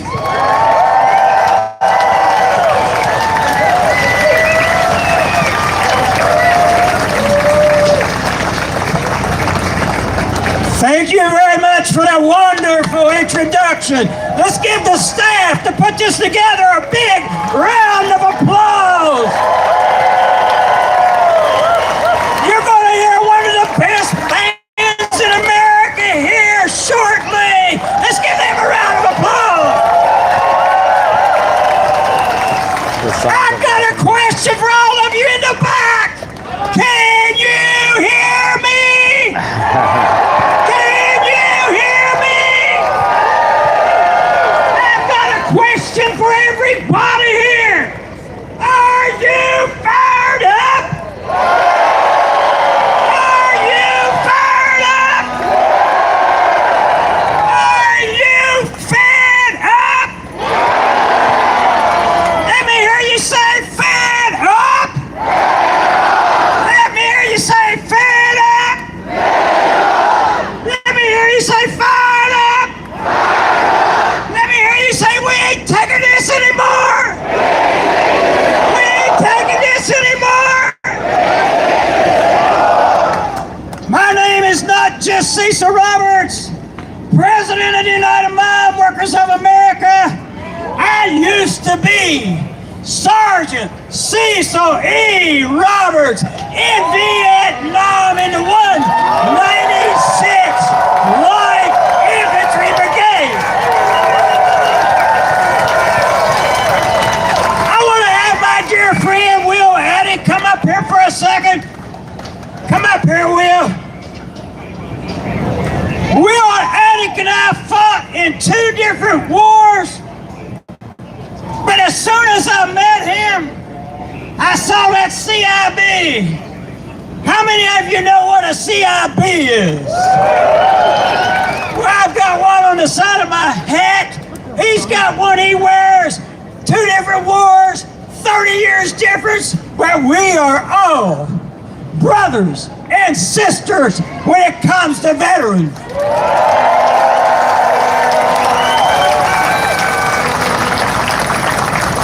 When I first got to Vietnam, I want you to listen to this. Some people tell me I was never scared when I went over there. You're looking at a guy that was scared to death. I tell the truth. That's the truth. I was scared when I first got here. It appeared that nobody liked me. These people with 15 months, 10 months, 8 months, counting the days, they looked at us new guys as like, that guy's gonna get me killed.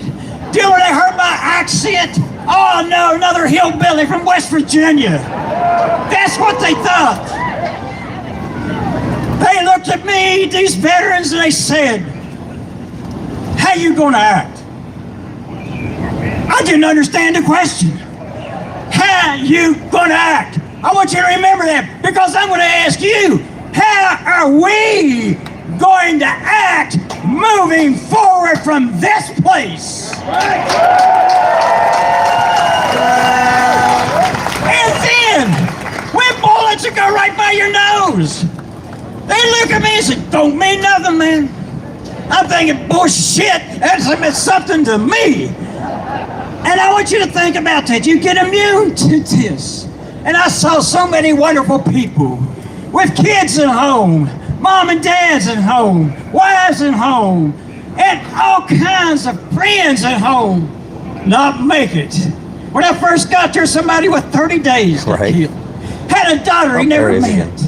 Somewhere in this United States of America, there's a 57-year-old woman that never met her father.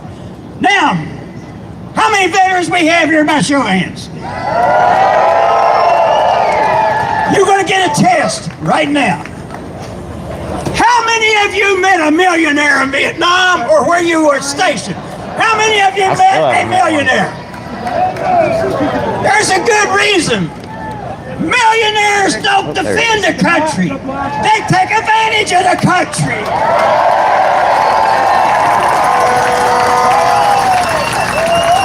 And if there's people listening to this live broadcast, you can be mad, your feelings can be hurt, and I don't care. The other thing I want to ask you, when you got back home, how many people patted you on the back, particularly if you was a Vietnam veteran? Didn't happen. But I want to thank everybody, every veteran, because we've been embraced for the last 20 years. And that means so much to me. Thank God for you.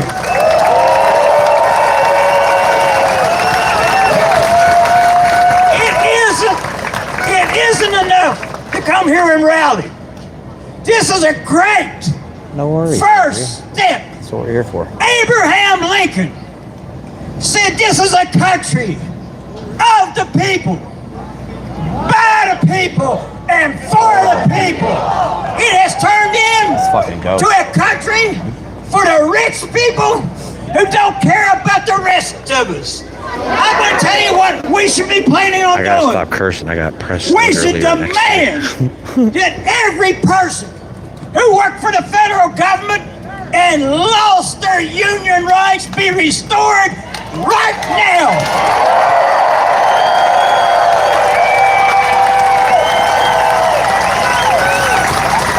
I was in the Army, and I'm glad people recognize the service of people who are in the Army. But we shouldn't be having a parade. We shouldn't be having a parade until every veteran has the health care they deserve.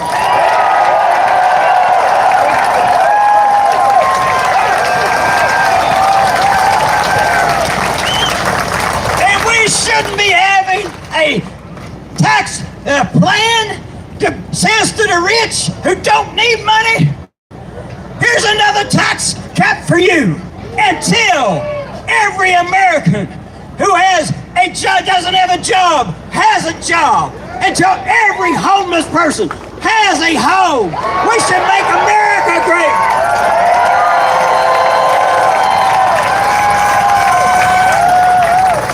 I'm going to close with something.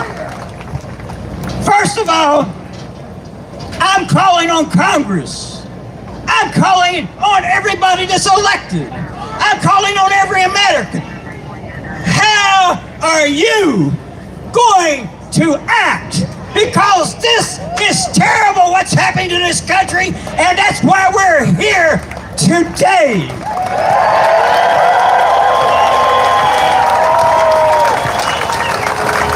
You do know, this is my last quote, okay? Well, not next to last. Dr. King was assassinated 1 month before I left Vietnam. And I watched these African American soldiers, so desperate, so frustrated, so hurt, pick up their rifles, pick up their M60s, and went out in those rice paddies and defended the United States when the United States didn't defend them. That was wrong.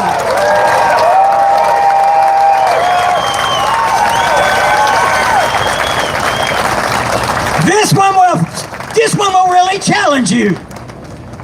Dr. King, in the middle of the civil rights movement, said this to those who were being beaten and arrested and bitten by dogs. He said, listen to this. If you don't have something, not somebody, not your wife, not your daughter, not your mom, not your dad, something that you would die for, you don't have a life worth living. Think about that. This is the last one. It is strange that I jumped from Dr. King to Mother Jones. My great-grandmother and Mother Jones were friends. Two great radicals. And I'm so proud of our heritage. You may not know this history, but when you leave here today, read it. How many of you heard of Ludlow? At Ludlow, the gun thugs came off the hill after taking a machine gun and firing into the tent colony all day long. Sometime in the middle of the day, they cut a 12-year-old boy in two. Later in the day, they murdered the leader of that tent colony. And then they set those tents on fire and burned 13 women and children alive. That happened. That's part of our history. Mother Jones did not quit. She called for a rally in Trinidad, about 15 miles from the Ludlow site. She looked out on a crowd probably twice this size. And she looked at them. Take this with you when you go home. She said, sure you lost. Sure you lost. But they had bayonets. And all you had was the Constitution of the United States of America. And then she paused. Let me assure you, any confrontation between a bayonet and the Constitution, the bayonet will win every time. But you must fight. You must fight and win. You must fight and lose. But you must fight. What must you do? You must fight. You must fight. You must fight. You must fight.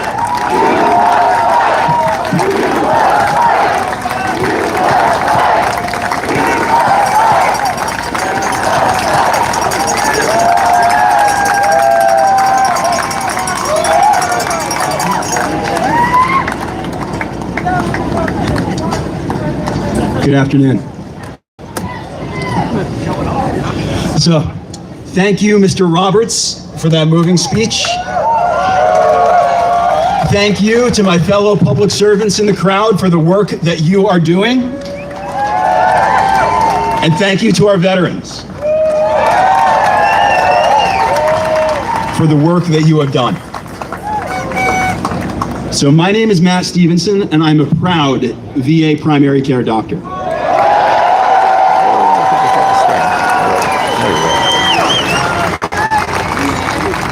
Now, let me be clear, I'm not speaking today as VA staff. I'm speaking as a private citizen and as a physician. I do not represent the views of the Department of Veterans Affairs.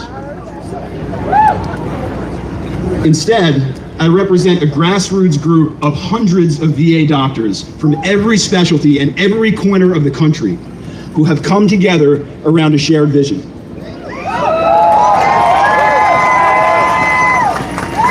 Together, we stand for the highest ideals of medicine, healing for those who suffer and service to those in need. Together, we stand for Lincoln's promise to care for those who bore the battle. Together, we care for a healthcare system that is the bricks and mortar embodiment of something sacred, the Veterans Health Administration, a place with the commitment, the expertise, and the mission to serve those who served.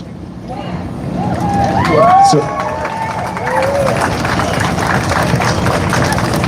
and my friends, together today we stand at a crossroads, both for veterans' health and for ourselves. So in recent months, we at the VHA have been disparaged and demoralized. We have been bullied and intimidated. We have seen worrisome signs of an attempt to dismantle and privatize the VA.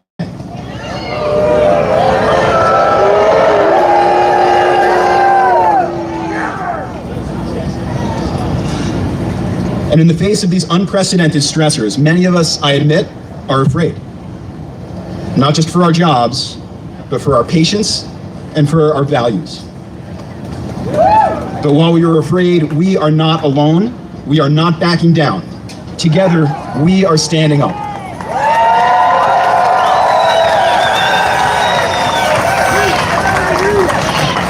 Today, we doctors for Veterans Health stand for our veterans just as we stand alongside them right here on the Mall. We stand for the oaths of our calling. We stand for a healthcare system which, despite what you may have heard, delivers higher quality at lower cost than any other system in the country.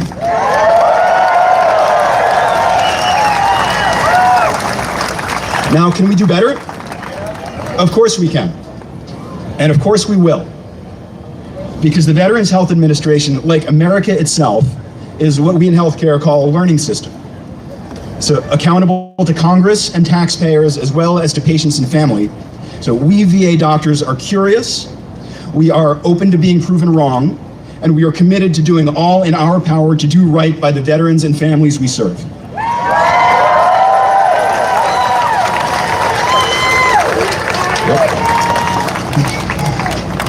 So it's this commitment to learning that has made the VA a hotbed for innovation, a research powerhouse, and America's largest health educator. And as a health educator myself, I'm going to pause here for just a second, though I know that the Dropkick Murphys have to get on. But this is a point of real pride. So every few weeks, or in a few weeks, as I do every July, I'll welcome a new class of residents from Stanford University to learn primary care at VA Palo Alto. And these young doctors represent America's best and brightest. They have hearts that were called to serve. They have brains that I'd put up against any intelligence in Silicon Valley, whether artificial or otherwise. And every single one of them, like nearly every medical trainee in the country, will have the honor of learning their craft in a mission-driven, patient-centered, cost-effective, integrated American healthcare system. And every single one of them will be inducted as a part of their training in the art of healing the wounds of America's wars. And so I come to you today with a message of hope. Because these lessons, once they're learned, cannot be forgotten. I will never forget them. Regardless of politics or season, the VA, or rather Veterans Health Administration itself, will never die. It will live on as long as there are wars and wounds and doctors committed to healing them. Eliminate one of us, and there will be an army behind him ready to take his place.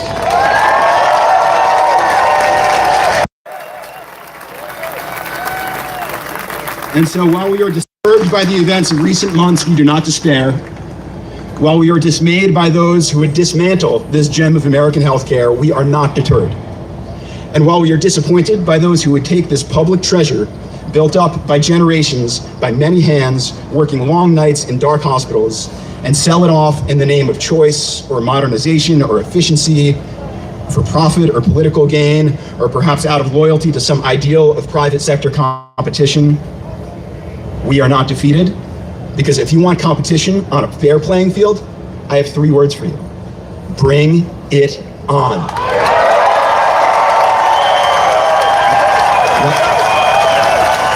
And for you veterans, I have the same 3 words. Bring it on. Bring on your pain and bring on your suffering. Bring on your trauma and your addiction. Bring on your homelessness. Bring on your toxic exposures. Bring on your cancer and diabetes, your amputations, your wounds of war, and your disease of the heart. We are here, we are waiting. We have been preparing our whole lives for you right now in this moment. Because we know what you know. We know what you know.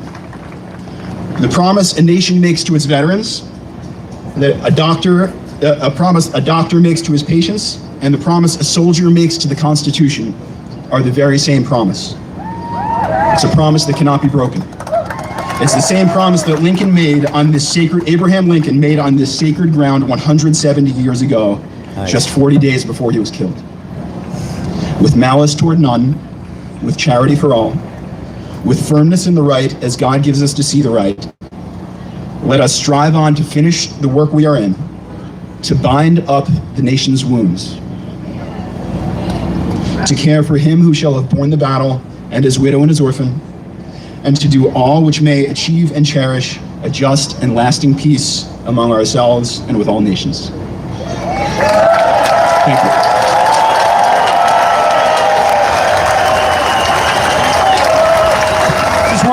Thank you, Doc. Y'all know what time it is? All right. I got to vamp for about 2 minutes, so we're going to do a little sign competition here. I see this might be my favorite. I shouldn't lead with it. Taco. All the people behind. How do we like that one? Yeah. Let's hear it for Taco. I'm sure the vets in the crowd will know what this one means. Foxtrot Delta Tango. Let's go. Foxtrot Delta Tango. We got. All right. I'm trying to keep it not too political and a little PG. Stop this Nazi shit. Okay. All right. Oh, there's a good one. You know it's gotten bad when the teachers show up. We got a hell of a show coming up. They're getting the mics and the speakers set up right now. But let me just say a word about Dropkick Murphys. This is a band that doesn't just talk the talk. They walk the walk. They live their values. I think in my intro somebody mentioned that I'm a couple hours off the tarmac on a flight back from Ukraine, where we spent a couple of weeks getting there in a convoy of ambulances and other relief vehicles because they need a lot of them. The average lifespan of an ambulance at the front in Ukraine right now is 11 days. 11 days because Putin's military targets them. You want to know who was with me on that convoy driving an ambulance? Ken Casey of the Dropkick Murphys. This is a band that walks the walk, and they sing it pretty well too, because we did an in-studio version in Kyiv of Who Will Stand With Us. Keep your ears open, keep your eyes out. I'm sure that's going to come out soon, but I will share with you my small part in that. We obviously had Ken doing the lead vocals, and we had a bunch of military vets, U.S. military vets in that convoy from the Air Force, from the Army, from the Marine Corps, from the Navy. And we were the backup singers for the Ukrainian version of Who Will Stand With Us. And at one point, Ken put his arm around me and he said, hey, buddy, Ken as well. He said, hey, buddy, I love your enthusiasm, but can you back away from the mic a little bit? I gotta unplug these mics for this. All right, we're going to give the band another minute. How are we doing, team? So we're good to go. Dropkick Murphys! Audio's gonna change, guys.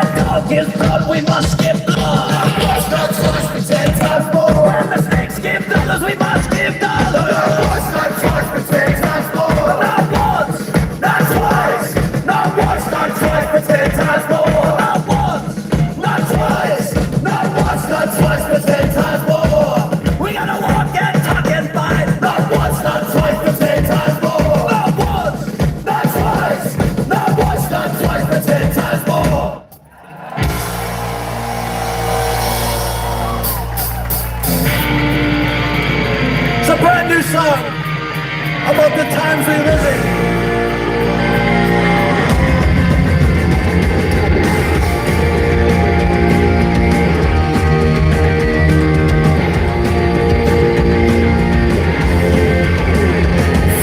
Centuries in every country, we face the wrath and felt the pain. When a tyrant sword and a henchman's boot, for another rich man's gain.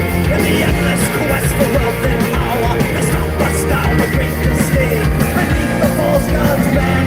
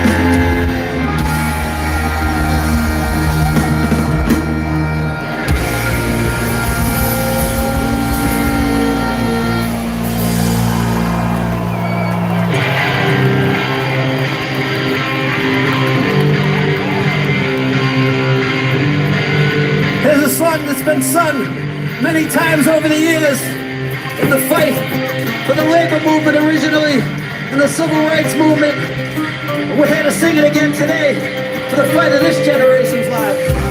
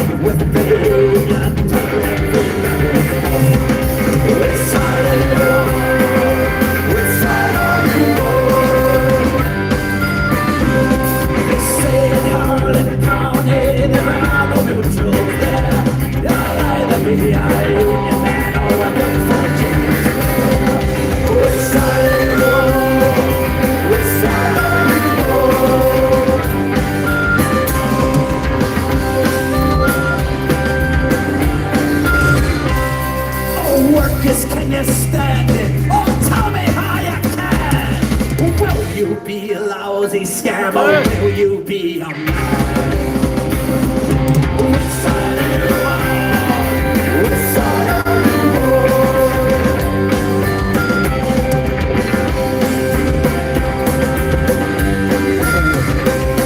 Don't stand for the bosses, don't you listen to their lies. I suppose those haven't got a chance of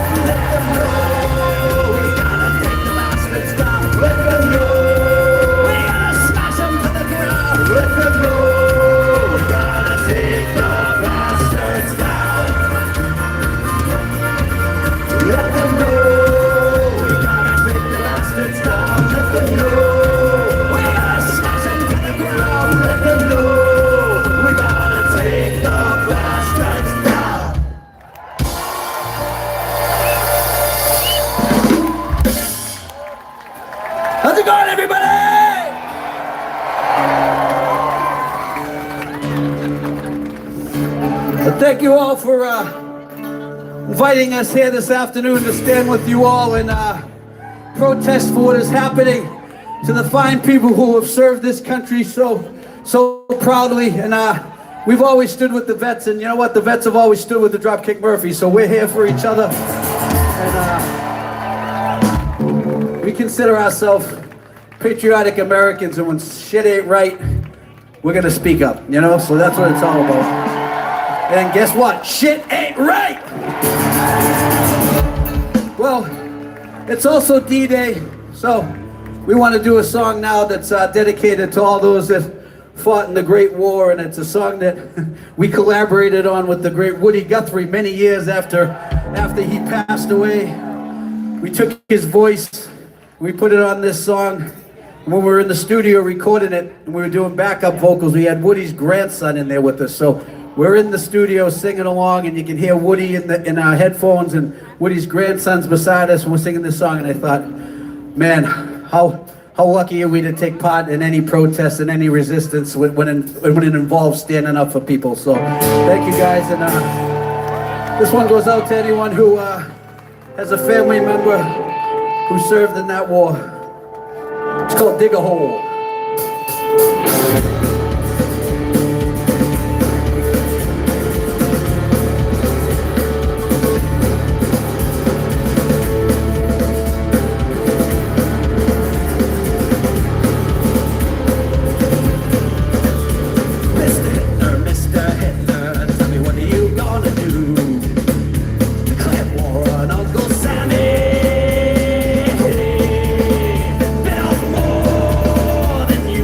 Choose.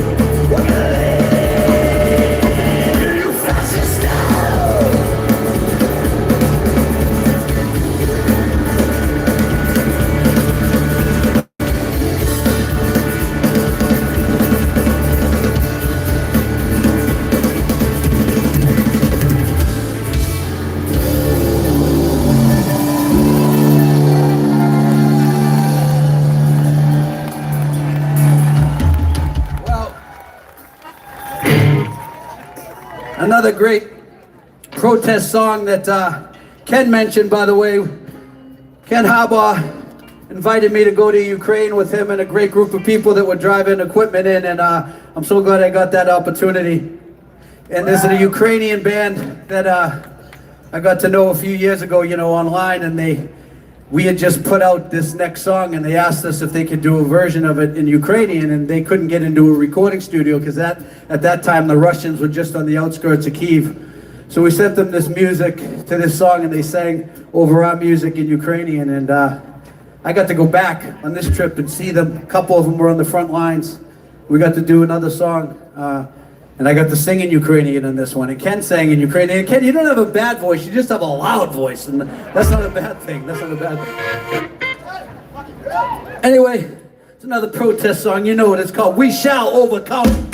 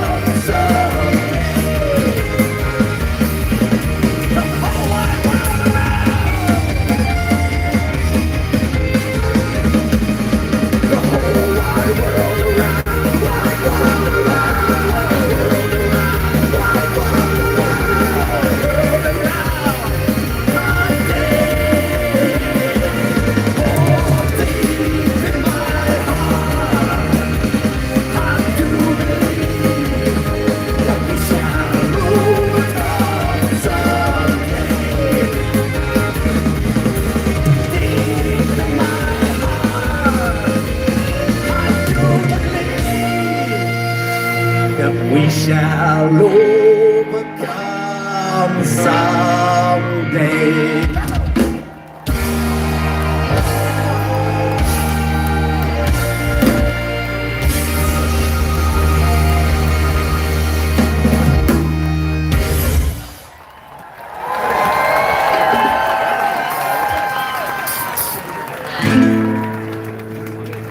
Well, we've been trying to keep it in the protest mode, and we're going to play one that's just happened to be a song that people like and a lot of people ask for today, if that's all right. The song's called Rose Tattoo.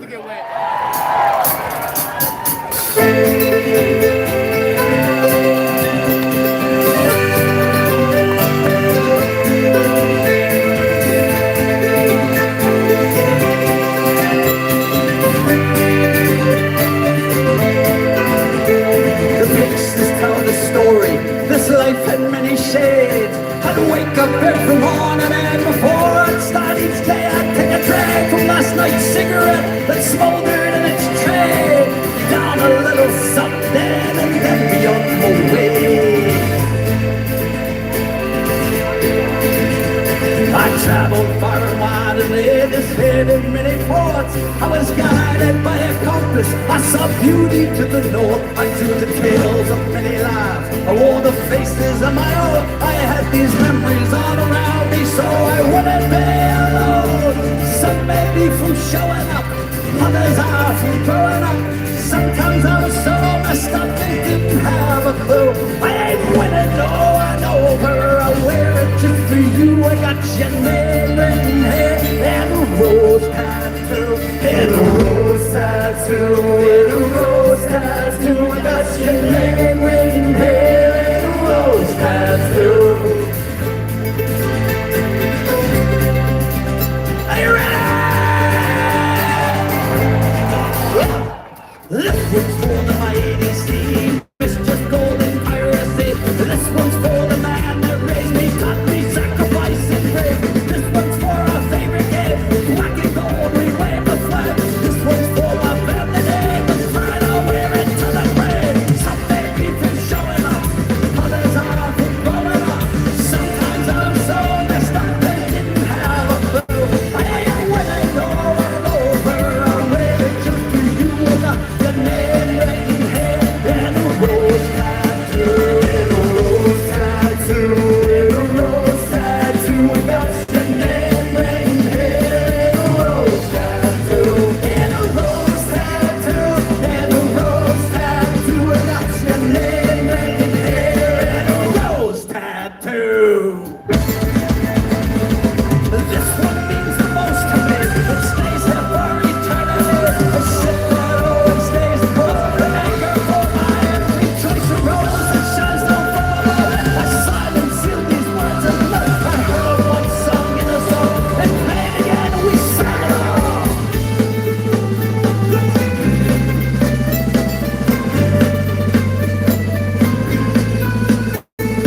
I'll always be here with you, even if you're gone.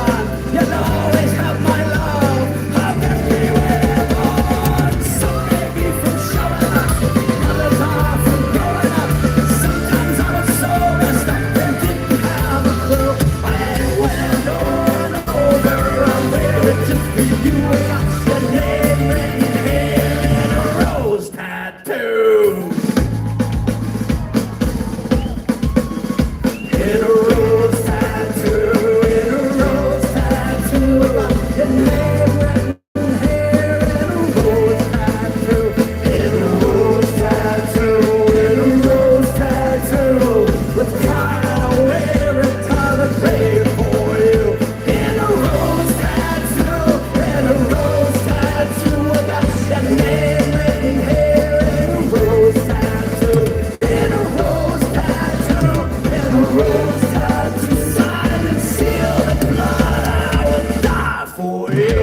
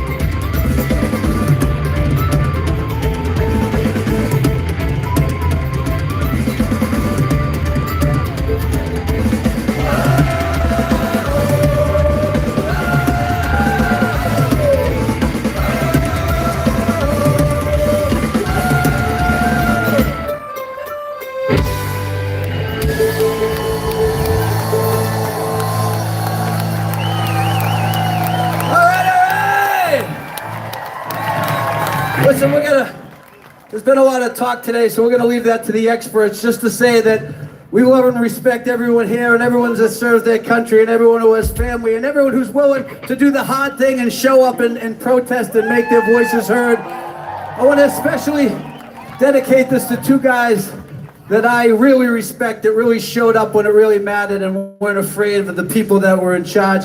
my boy Harry Dunn out there who came to Ukraine with me. Let's go!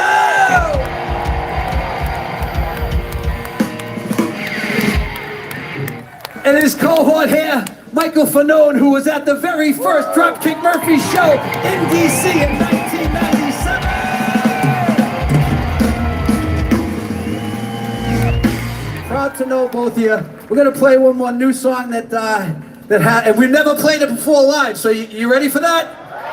All right. If it sucks, just let's all keep it between us. All right. All right. All right. Here we go. All right, guys. Battery's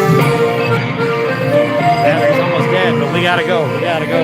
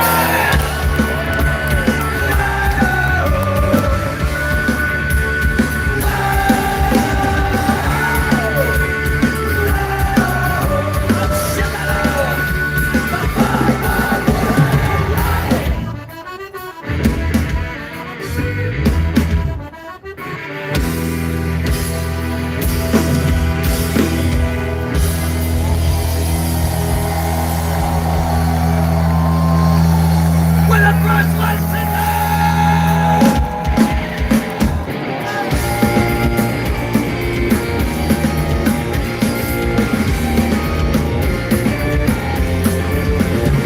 Yeah, this one's for the work I hold toils night and day. My hand in my parade to earn your pay for centuries long past. For no more than your bread, you've bled for your country and counted your days.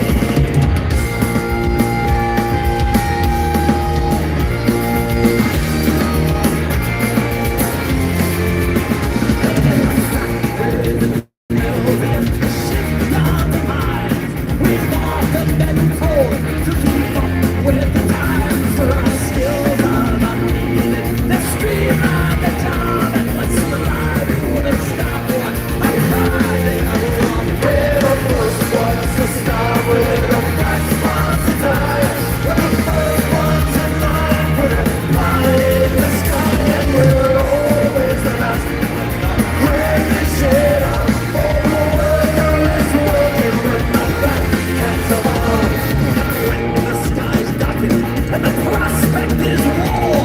Who's given a gun and then pushed to the floor and expected to die for the land of our birth? Do we never in one lousy handful of work? We're the first ones to start, we're the first ones to die.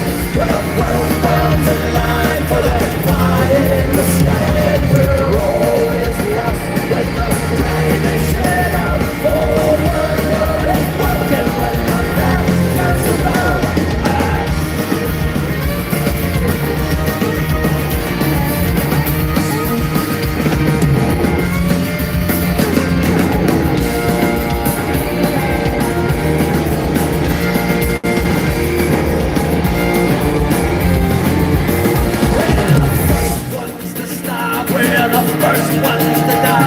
We're the first ones in line for that pie in the sky. And we're always last when the cream is shed out for the workers to work. When the black man's born, we're the first ones to stop. We're the first ones to die. We're the first ones in line for the pie in the sky. And we're always last when the cream is shed out. For the workers working with the breath we can't survive.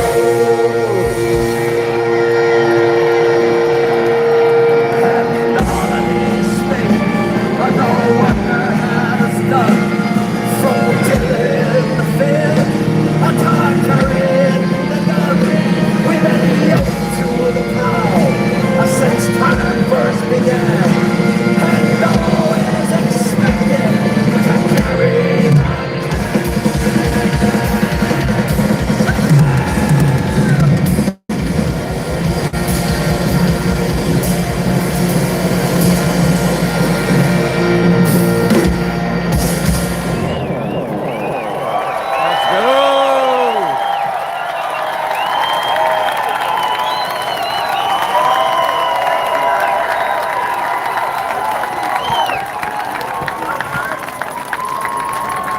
that, guys, that brings. Woo!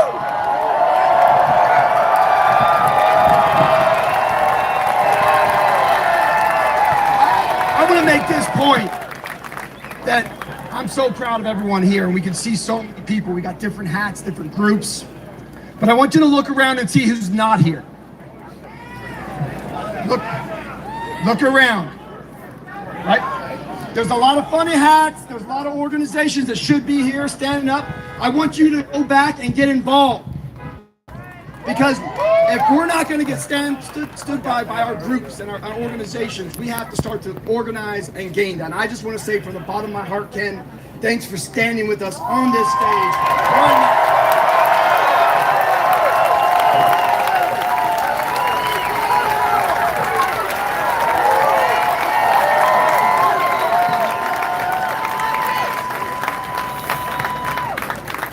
Fucking Dropkick Murphys! My Irish heart right now is beating 1,000,000 miles an hour. That was amazing. I think we got a party going now. I think so. I think they can hear us. What do you guys think? I'm sorry, what was that? Can they hear us? Hell yeah, they can. Like Will said, this is no longer just a moment. This is the movement. I need you to stay involved. I need you to get involved at community level, all the way up. Look to the person to your left, to your right. We are here together. Power is with the people. Yes. Never underestimate power of people. Stay connected. Get to know each other. This is why we are here. This movement would not be possible if it wasn't for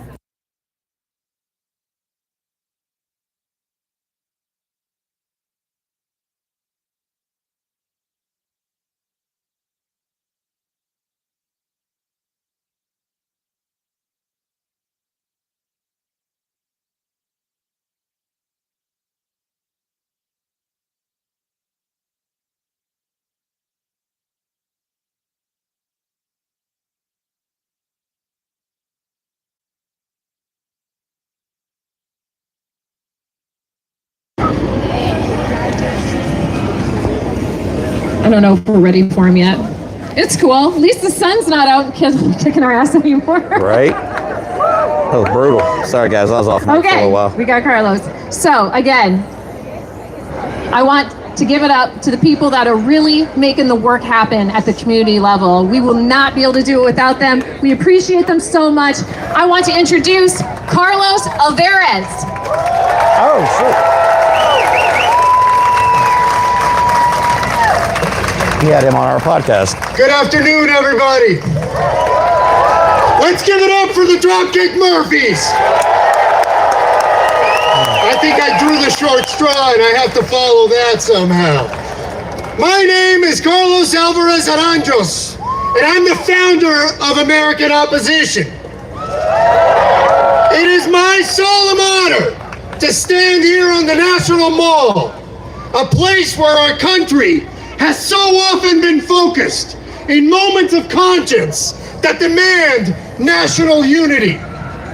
Today, I'm humbled to speak before the greatest gathering of veterans in this country has ever seen. As we stand here in this sacred place, I am proud to report that we are joined by our fellow citizens at 204 events nationwide.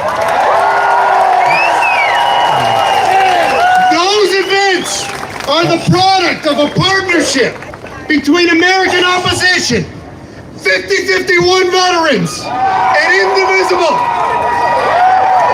So hope you guys are That enjoying yourself as partnership much as I am, began with 'cause our I'm call having a fucking for a blast, national yo. day of protest on February 5th, and it has spawned a movement.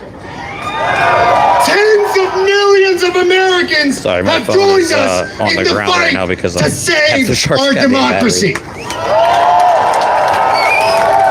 We're united in common cause because we know that this moment is challenging us to fight for a nation worthy of the sacrifices made on its behalf. The sacrifices you've made. You did not choose comfort. You did not choose ease. God damn it. You chose duty. You chose to stand watch while the rest of us slept. You signed your names onto a blank check and told us we could cash it for any amount, up to and including your lives. There is no flag, nor anthem, nor holiday that can fully capture what your service means, because your sacrifices gave those symbols their meaning. Your contribution can only be considered in terms of the human tolls.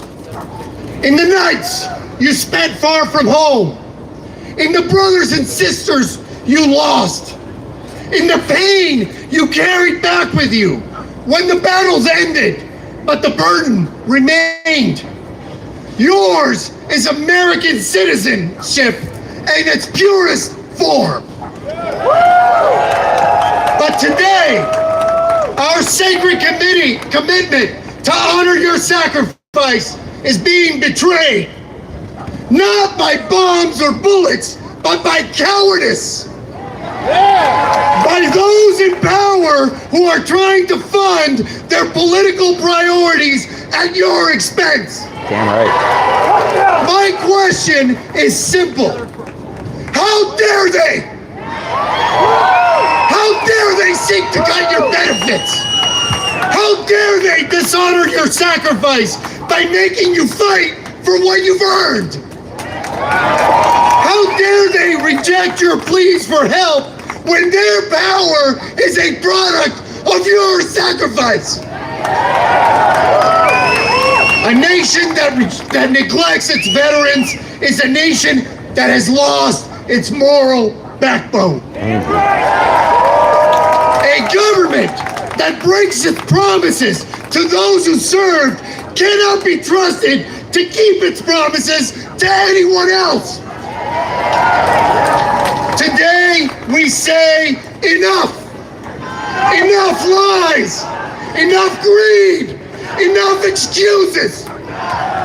We will not allow a single veteran to go without care while billionaires get tax cuts. Thank you. We will not allow a single military family to face eviction while government contractors get blank checks. We will not allow the soul of this nation to be sold off while the people who fostered that soul are left to fend for themselves. Enough! We must remind our leaders in every party, every chamber, every office that veterans are not just a symbol. You are the living embodiment of our nation's ideals, the best of us. And we, the people, will stand with you today and every day. Fucking right.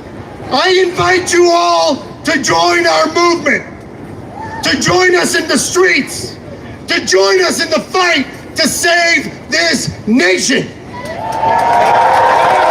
Together, we can recommit ourselves, not to a party or a politician or a slogan, but to the profound idea at the core of our nation, that out of many, we are one.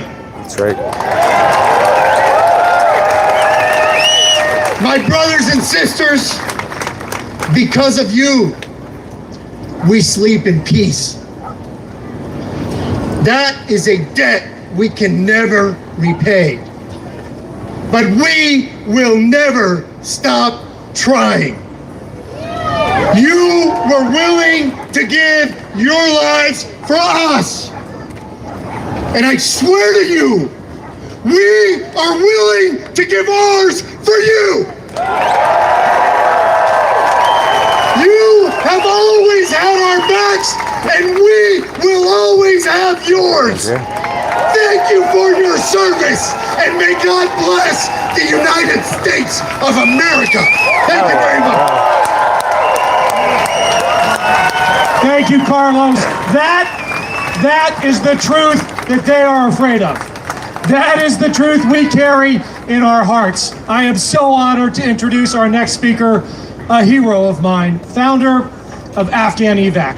I know the fall of Afghanistan for so many veterans was a dark chapter. I spent time on the ground in Afghanistan, and watching those images was heartbreaking. But like the promise we swore to the Constitution, that oath, we owe a debt to those of our brothers and sisters in Afghanistan who stood by us. And Sean Van Diver was one of the very few who stood up and defended that oath as leader of Afghan Evac. Sean, you make us proud. Come on out.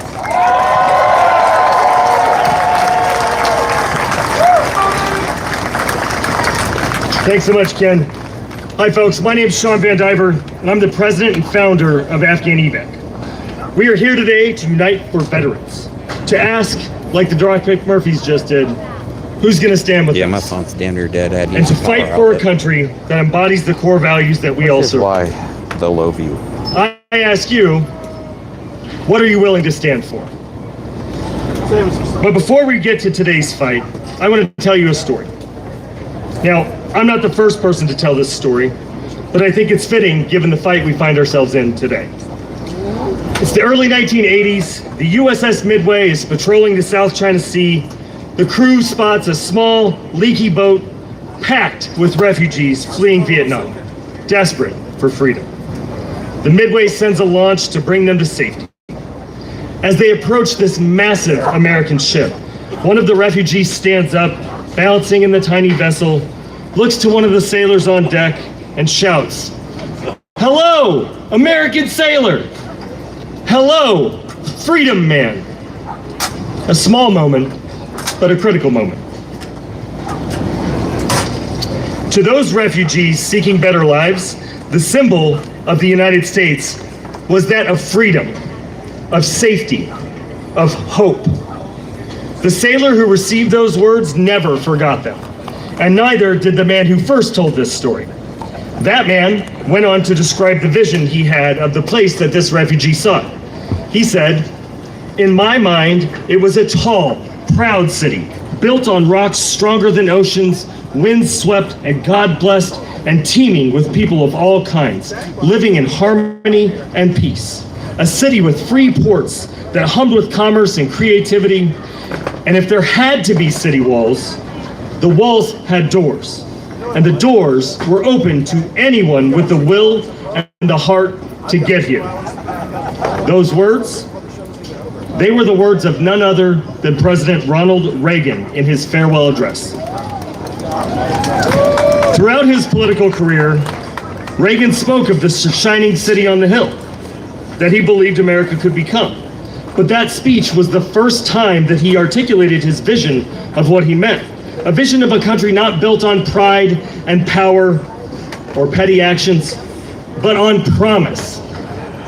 To be the one who shows up, the one who opens the door, the one who doesn't look away.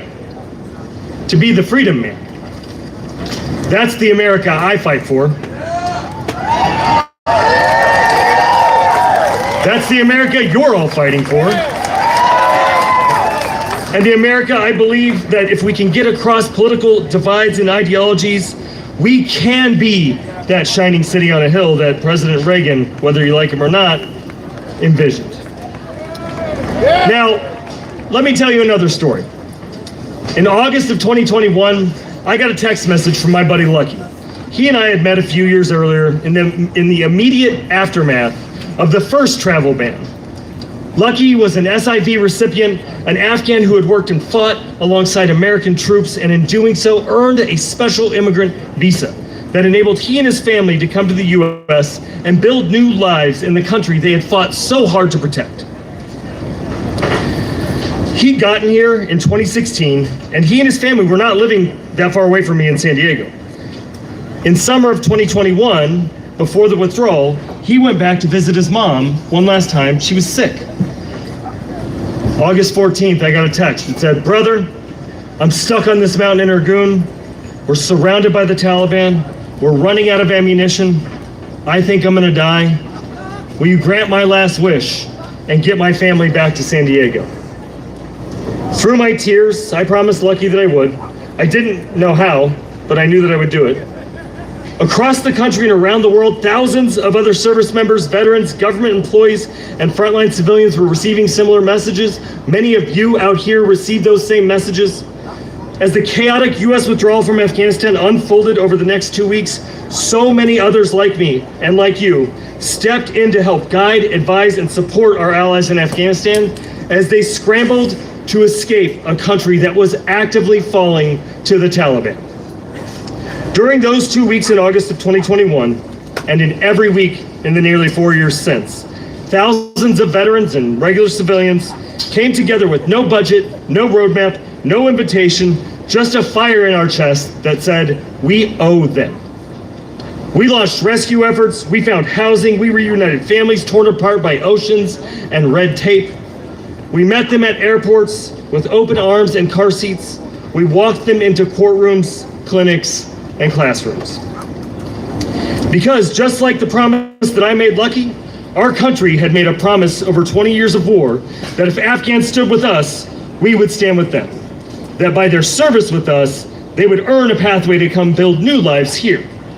That promise was made in the dust and heat of combat zones, whispered through interpreters' headsets, sealed in blood, sweat, and sand. The promise that we don't leave anyone behind. But when the last planes left Kabul, that's exactly what we did. Afghan evac was born in those chaotic weeks after Kabul. Our real work began in the aftermath of the withdrawal. Because although the planes had stopped, the calls had not. Terrified voices, desperate texts, children in hiding, mothers begging us not to forget them. So we kept pushing. We demanded that our government step in and complete the job. We built a movement from the ashes of failure because our friends deserve better. And what resulted was the safest, most secure legal immigration pathway our country's ever seen.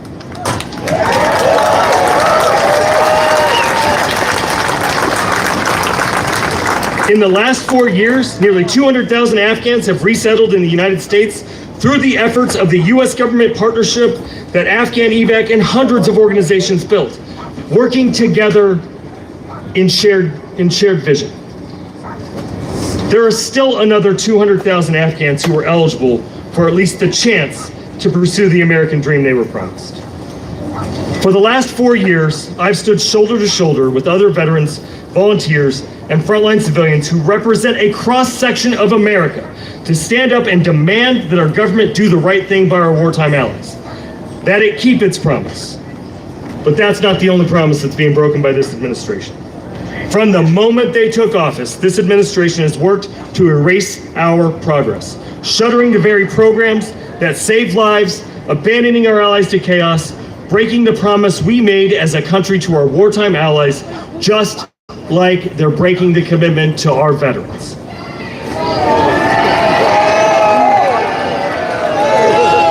Dropkick Murphys asked us earlier 2 questions.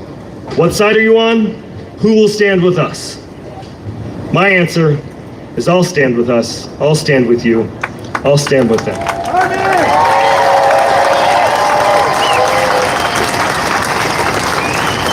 We must all stand together and stand up for what's right.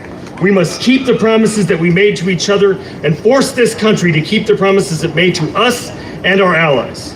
Only then can we strive to realize that vision of the shining city on the hill with its doors open to all with the will and heart to get here. So just as we have for the last 4 years, I hope you'll join Afghan evac. I hope we'll continue to push this government to do what's right, to keep its promise, to stand with us.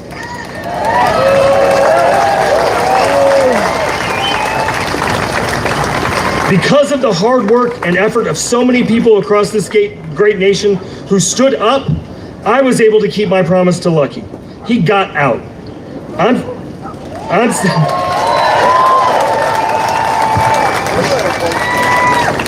standing here with all of you today to demand that my government, our government, keep the promises they make to our wartime allies, to our veterans, and to the world. So here's what I want you to do. I want you to first go to afghanevac.org/donate, make a donation. Number 2, scan the QR code that's up on the screen, sign the petition. Stand with Unite for Veterans, Unite for America. Make your voices heard. It's on us. Thank you.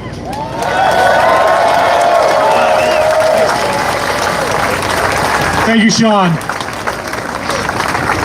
Our next speaker needs no introduction, but I have the mic and it's what they pay me for, so I'm going to do my best. Senator Tammy Duckworth. Senator Tammy Duckworth. Okay. Has sacrificed so much for this country on a battlefield in Iraq and in that building right there. And she is the only elected representative who's taken this stage today. That tells us something. You know what? Words fail me. I'm just going to hand the mic to Senator Duckworth. It's an honor.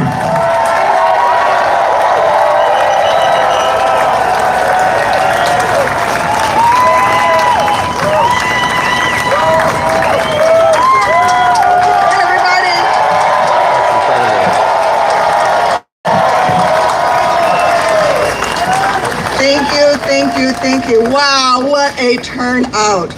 First off, I want to say a huge thank you to everyone who made this afternoon possible. And I'm honored to get the chance not only to speak today in my capacity as a senator, but also to listen to all of you, as one of you, as a fellow veteran.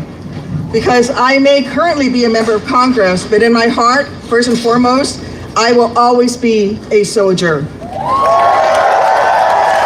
I am damn proud of that.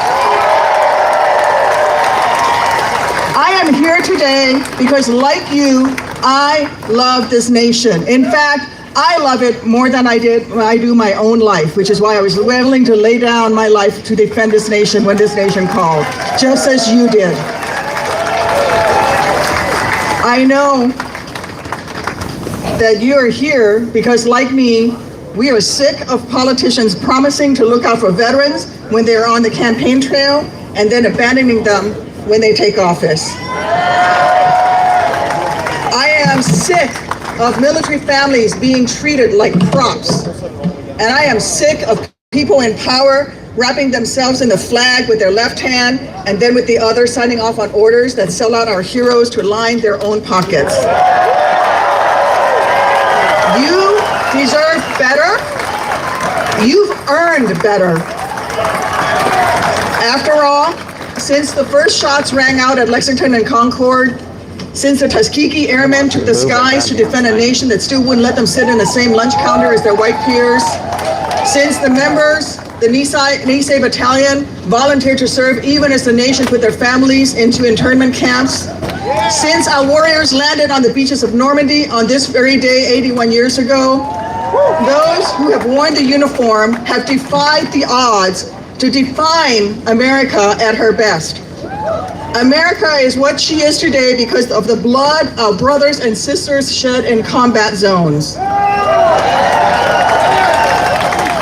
Our children grow up with the rights that they deserve because of the sweat that's poured down our faces, everywhere from the dust of Fallujah and Kandahar to the jungles of Vietnam. Our sacrifices were the currency we paid to defend America's freedoms. And even as I stand here on these titanium legs, with the wheelchair that I proudly earned by my side, I would not take back those sacrifices in a second.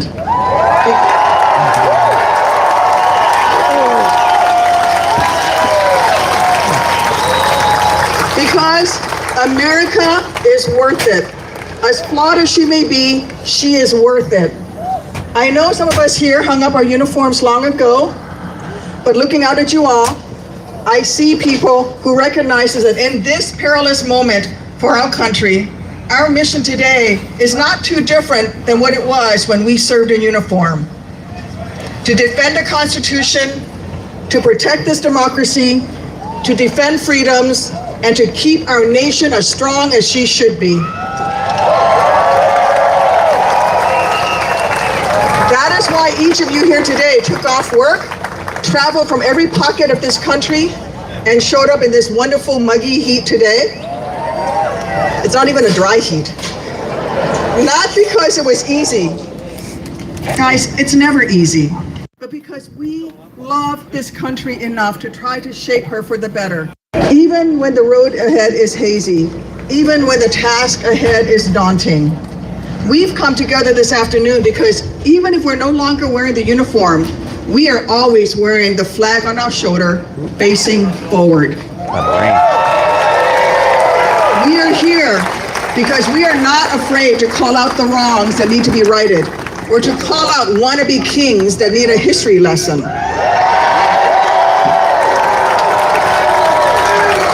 We are here because we refuse to see the democracy that we fought so hard for get dismantled.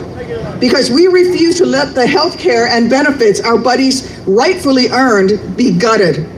And because we refuse to let thousands of veterans who choose to continue serving this nation as federal workers be fired for no apparent reason. Of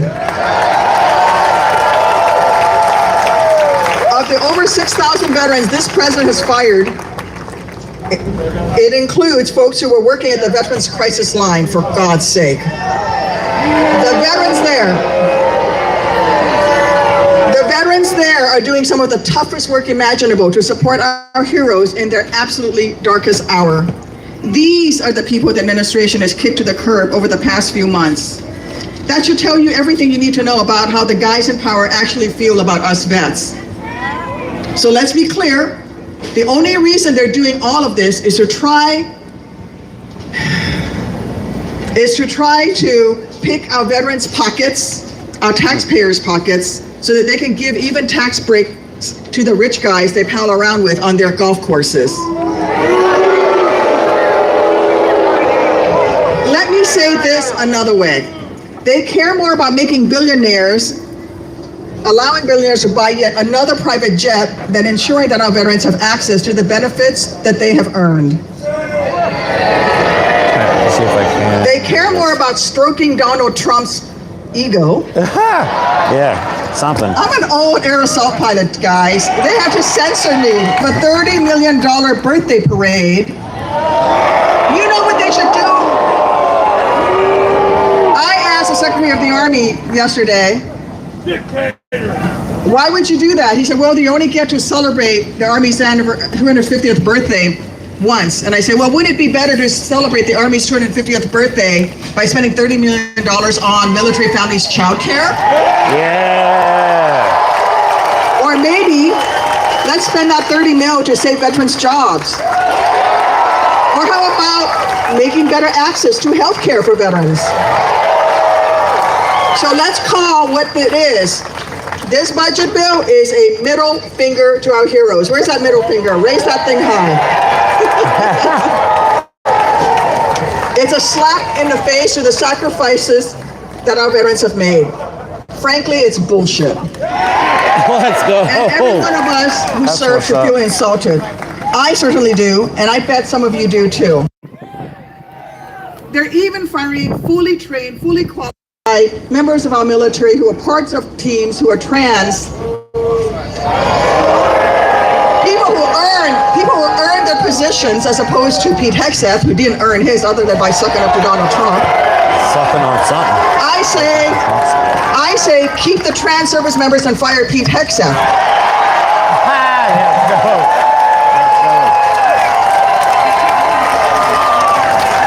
Listen, the important thing now is to channel our outrage into action. A couple months after my Black Hawk was shot down in Iraq, a United States Senator named Dick Durbin walked into my Walter Reed hospital room and gave me his phone number, saying to call him anytime if I or any of the other patients around me needed some help. I'm not sure that he thought I would take his words quite literally, because there's only 2 service members from Illinois at the time, but I called him anyway, a lot. I called him way, way too much. At the time, I was the highest ranking amputee on the ward, and I had a lot of senior NCOs who were also amputees. So we all felt responsible for the men and women around us. So I kept on ringing up a United States Senator to help me help these folks get their pay, get their benefits, even to help get that one damn elevator in the hospital we needed to take to go to 07 formation and our wheelchairs working again. At that point, I know, we're in wheelchairs and they're making us go to 07 formation. Fuck that. Let's go. At that point, I was so early in my recovery that I could barely sit up for 15 minutes at a time. But when Dick Durbin looked at me, he saw past the wounds, he saw past the wheelchair, he saw a soldier in need of her next mission. And he recognized long before I did that just because I could no longer fly Black Hawks for the Army didn't mean that I couldn't find a new way to serve my nation. And then he said the words that changed my life. He told me that I could best help veterans around me by running for Congress myself. I thought he was nuts, but it turns out he was right. So all these years later, I am asking each of you to take on that new mission too, and many of you already have. Because personally, I am sick and tired of a guy who was never brave enough to serve, claiming that America, that some of our buddies died for, isn't already great. And it pisses me off that a man who cried burn spurs when his nation needed him the most, a 5-time draft-dodging coward who calls fallen service members suckers and losers. Dude, I love this lady.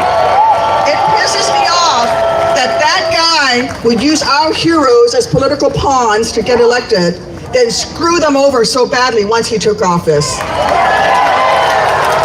So if you are pissed off too, if you think veterans deserve better than to be fired by the thousands, if you think our buddies deserve more than to have their health care ripped away because Trump wants to put another dollar into a rich guy's pockets, well then I need you by my side.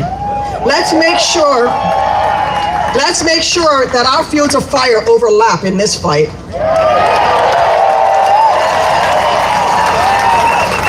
I need you to think of today not just as a singular moment, but as the start of our new collective mission. A mission to stand up for the buddies we served with, to do right by the warriors who came before us, and to look out for all of those men and women still serving in uniform. Those young soldiers and sailors, those Marines and airmen and coasties who are ready to sacrifice everything at the drop of a hat should the drums of war start beating again, like they did for many of us when we served. That's hilarious. Look, I get how in this moment it'd be easy to feel defeated, to want to tune out rather than turn on the news. But now, more than ever, we can't let ourselves become disengaged because there is too much at stake to get discouraged. The reality is there will always be people in big fancy buildings who try to use their power to only look out for themselves. But here are 3 things I know. First, the power of the people is always greater than the people in power, at least in this country. Second, look at that sign. Those of us here today The middle finger flip have never been too scared to take on a tough mission, especially when it means protecting the democracy that we fought so hard and long to defend. And third, we veterans, we sure as hell would never leave a fallen comrade behind. Whether that was one of our buddies on the battlefield or now one of the folks getting fired or left without care at the VA. So if we want tomorrow to be better than yesterday, we have to come together. We have to recognize that our voices do still matter. Then we got to use those voices to speak out, even if, and actually, especially when, anyone tries to silence us. Let them try. Because we veterans have always been the ones helping to keep this nation as strong as she should be. And this moment is no exception. And along the way, you have my word that I will be there with you. We're in this together. And I will always live by the soldier's creed, never ever leaving a fallen comrade behind. It's an honor to call myself part of this team and to have you as my battle buddies in this fight. Thank you. God bless America. Thanks, guys.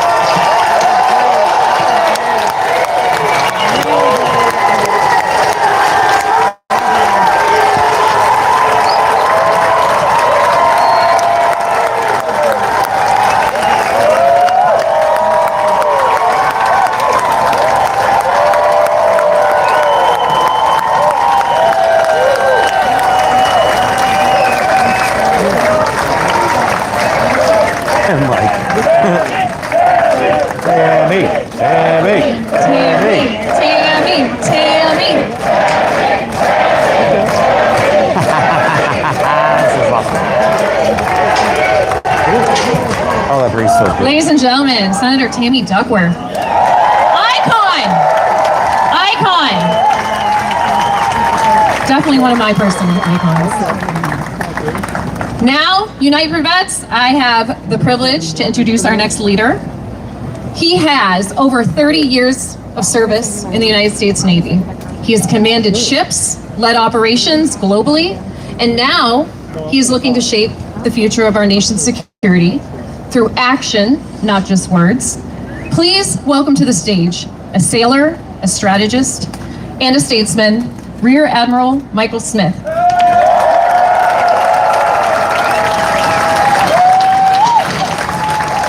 Good afternoon. My name is Mike Smith. I'm the founder and president of National Security Leaders for America.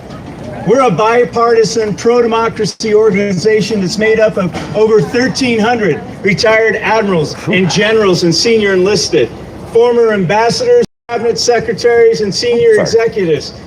Collectively, our members represent centuries of service to this country. Service that was forged through sacrifice, experience, and hard-earned lessons learned. And the most important of those lessons is this: when a nation breaks its promises with its veterans, it does more than betray its values. It weakens its security and it undermines the readiness of its future armed forces. This is not an academic discussion for me. I stand here not only as a retired Rear Admiral. More importantly, I'm the son of a Vietnam veteran. I'm the son-in-law, the nephew, the brother-in-law, and the brother of Navy and Marine Corps veterans. Like many of you here, my life was shaped by the service and sacrifice of generations of veterans. My father served in the Navy. He served until early 1980s. I remember when I was at the Naval Academy, I called him to talk to him about fleet readiness for his ships for a paper I was writing. The answers to his questions were sobering. His ships were undermanned, they were underfunded, and they were struggling. It wasn't due to the commitment of its sailors. It wasn't due to poor leadership. It's because the nation had turned its back on veterans. The public mood after Vietnam had shifted, and support for the military had faded. That conversation stayed with me. It was my first personal introduction to a national trend that unfortunately we've seen repeat over and over again. Hilarious. Our veterans return from Korea to silence. They return from Vietnam to scorn. These men and women didn't ask for parades. They needed care and opportunity and dignity. Instead, they were forgotten. The institutions they needed to rely upon were gutted or ignored. It took hard work and national leadership to turn that tide. During my time in service, our country started to learn from its lessons. It reinvested in its armed forces. It renewed its commitments, and it made a promise to future generations that if you raised your hand and volunteered to serve, your nation would always have your back. That was never more important than after the terrorist attacks on 9/11. We saw a new generation raise their hands, volunteer to serve in what would become the longest war in American history. Those young Americans believed in something essential. They believed that their country had their and their families' backs, that they would not become the next forgotten generation. And now, I stand here ashamed. I stand here in disbelief. I stand here shaking in rage because it appears our country is once again going to break its promises. We are hearing of proposals to gut the VA, to fire thousands of veterans from civil service, to politicize their positions that they earned. We're seeing the slow erosion of support being replaced by indifference, or worse, contempt. The fading echoes of "thank you for your service" are being drowned out by a new message.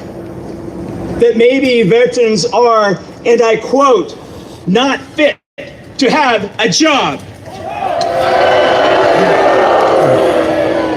If together we can't stop this now, we risk repeating the mistakes we swore we would never make again. You know, after World War I, General John Pershing said of the fallen, "Time must not dim the glory of their deeds." That quote must apply not only to those who gave the ultimate sacrifice, it must apply to those who've gone into harm's way. Let us not forget. Let us not repeat history's failures, and together let us ensure that time does not dim the glory and the obligations their deeds demand.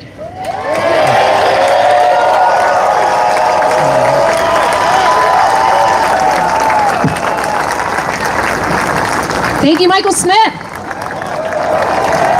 All right, y'all, Okay, so check it out. friends, I'm excited Weather about this is next round of speakers. We got some powerhouses in the veteran community.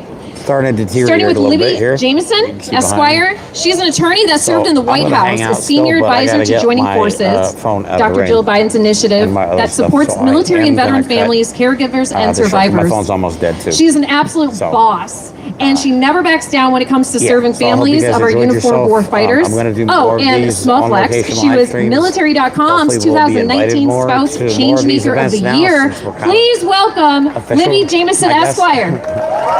So, yeah, just to avoid ruining my $1,200 phone, Thank you, I'm going to Kate, go ahead and for hop that off. lovely Love you guys. introduction. Thank you for your I should also add donations. that I This is grew the only up as a reason I got proud here. Navy I'll be back home spouse and tomorrow. spent 20 I'll be years, back home I tonight. grew up but as a proud I Navy might brat be and online spent tomorrow. 20 I haven't years as a decided Navy yet. spouse. I So love go you guys. Navy. Share this video. Let everybody know what's going on. Thank you all Great for sticking crowd. around. Fantastic I'm environment. here Don't to forget talk about No King's Day on the 14th. an important fact Very important that we all show up so for many that of as us well. in this community know. Love you, Pamela. Love That you, Mike. next Love all of to you. so many who serve in uniform Appreciate all are your the support. families And, who serve and if I missed any sacrifice right comments or any alongside them. contributions, I apologize. For many of us, there's a common thread. You move to Yeah, a new definitely need place, to get a spare find a new device for all job, this. a new school, Appreciate new it. friends, Love all of and you. just Have when a you good start rest to of your settle day, in, okay? there's a new set of orders, and it's time to do we'll it all on over Sunday, again. for sure. It is exhausting, am I right, families? So let's talk about what the number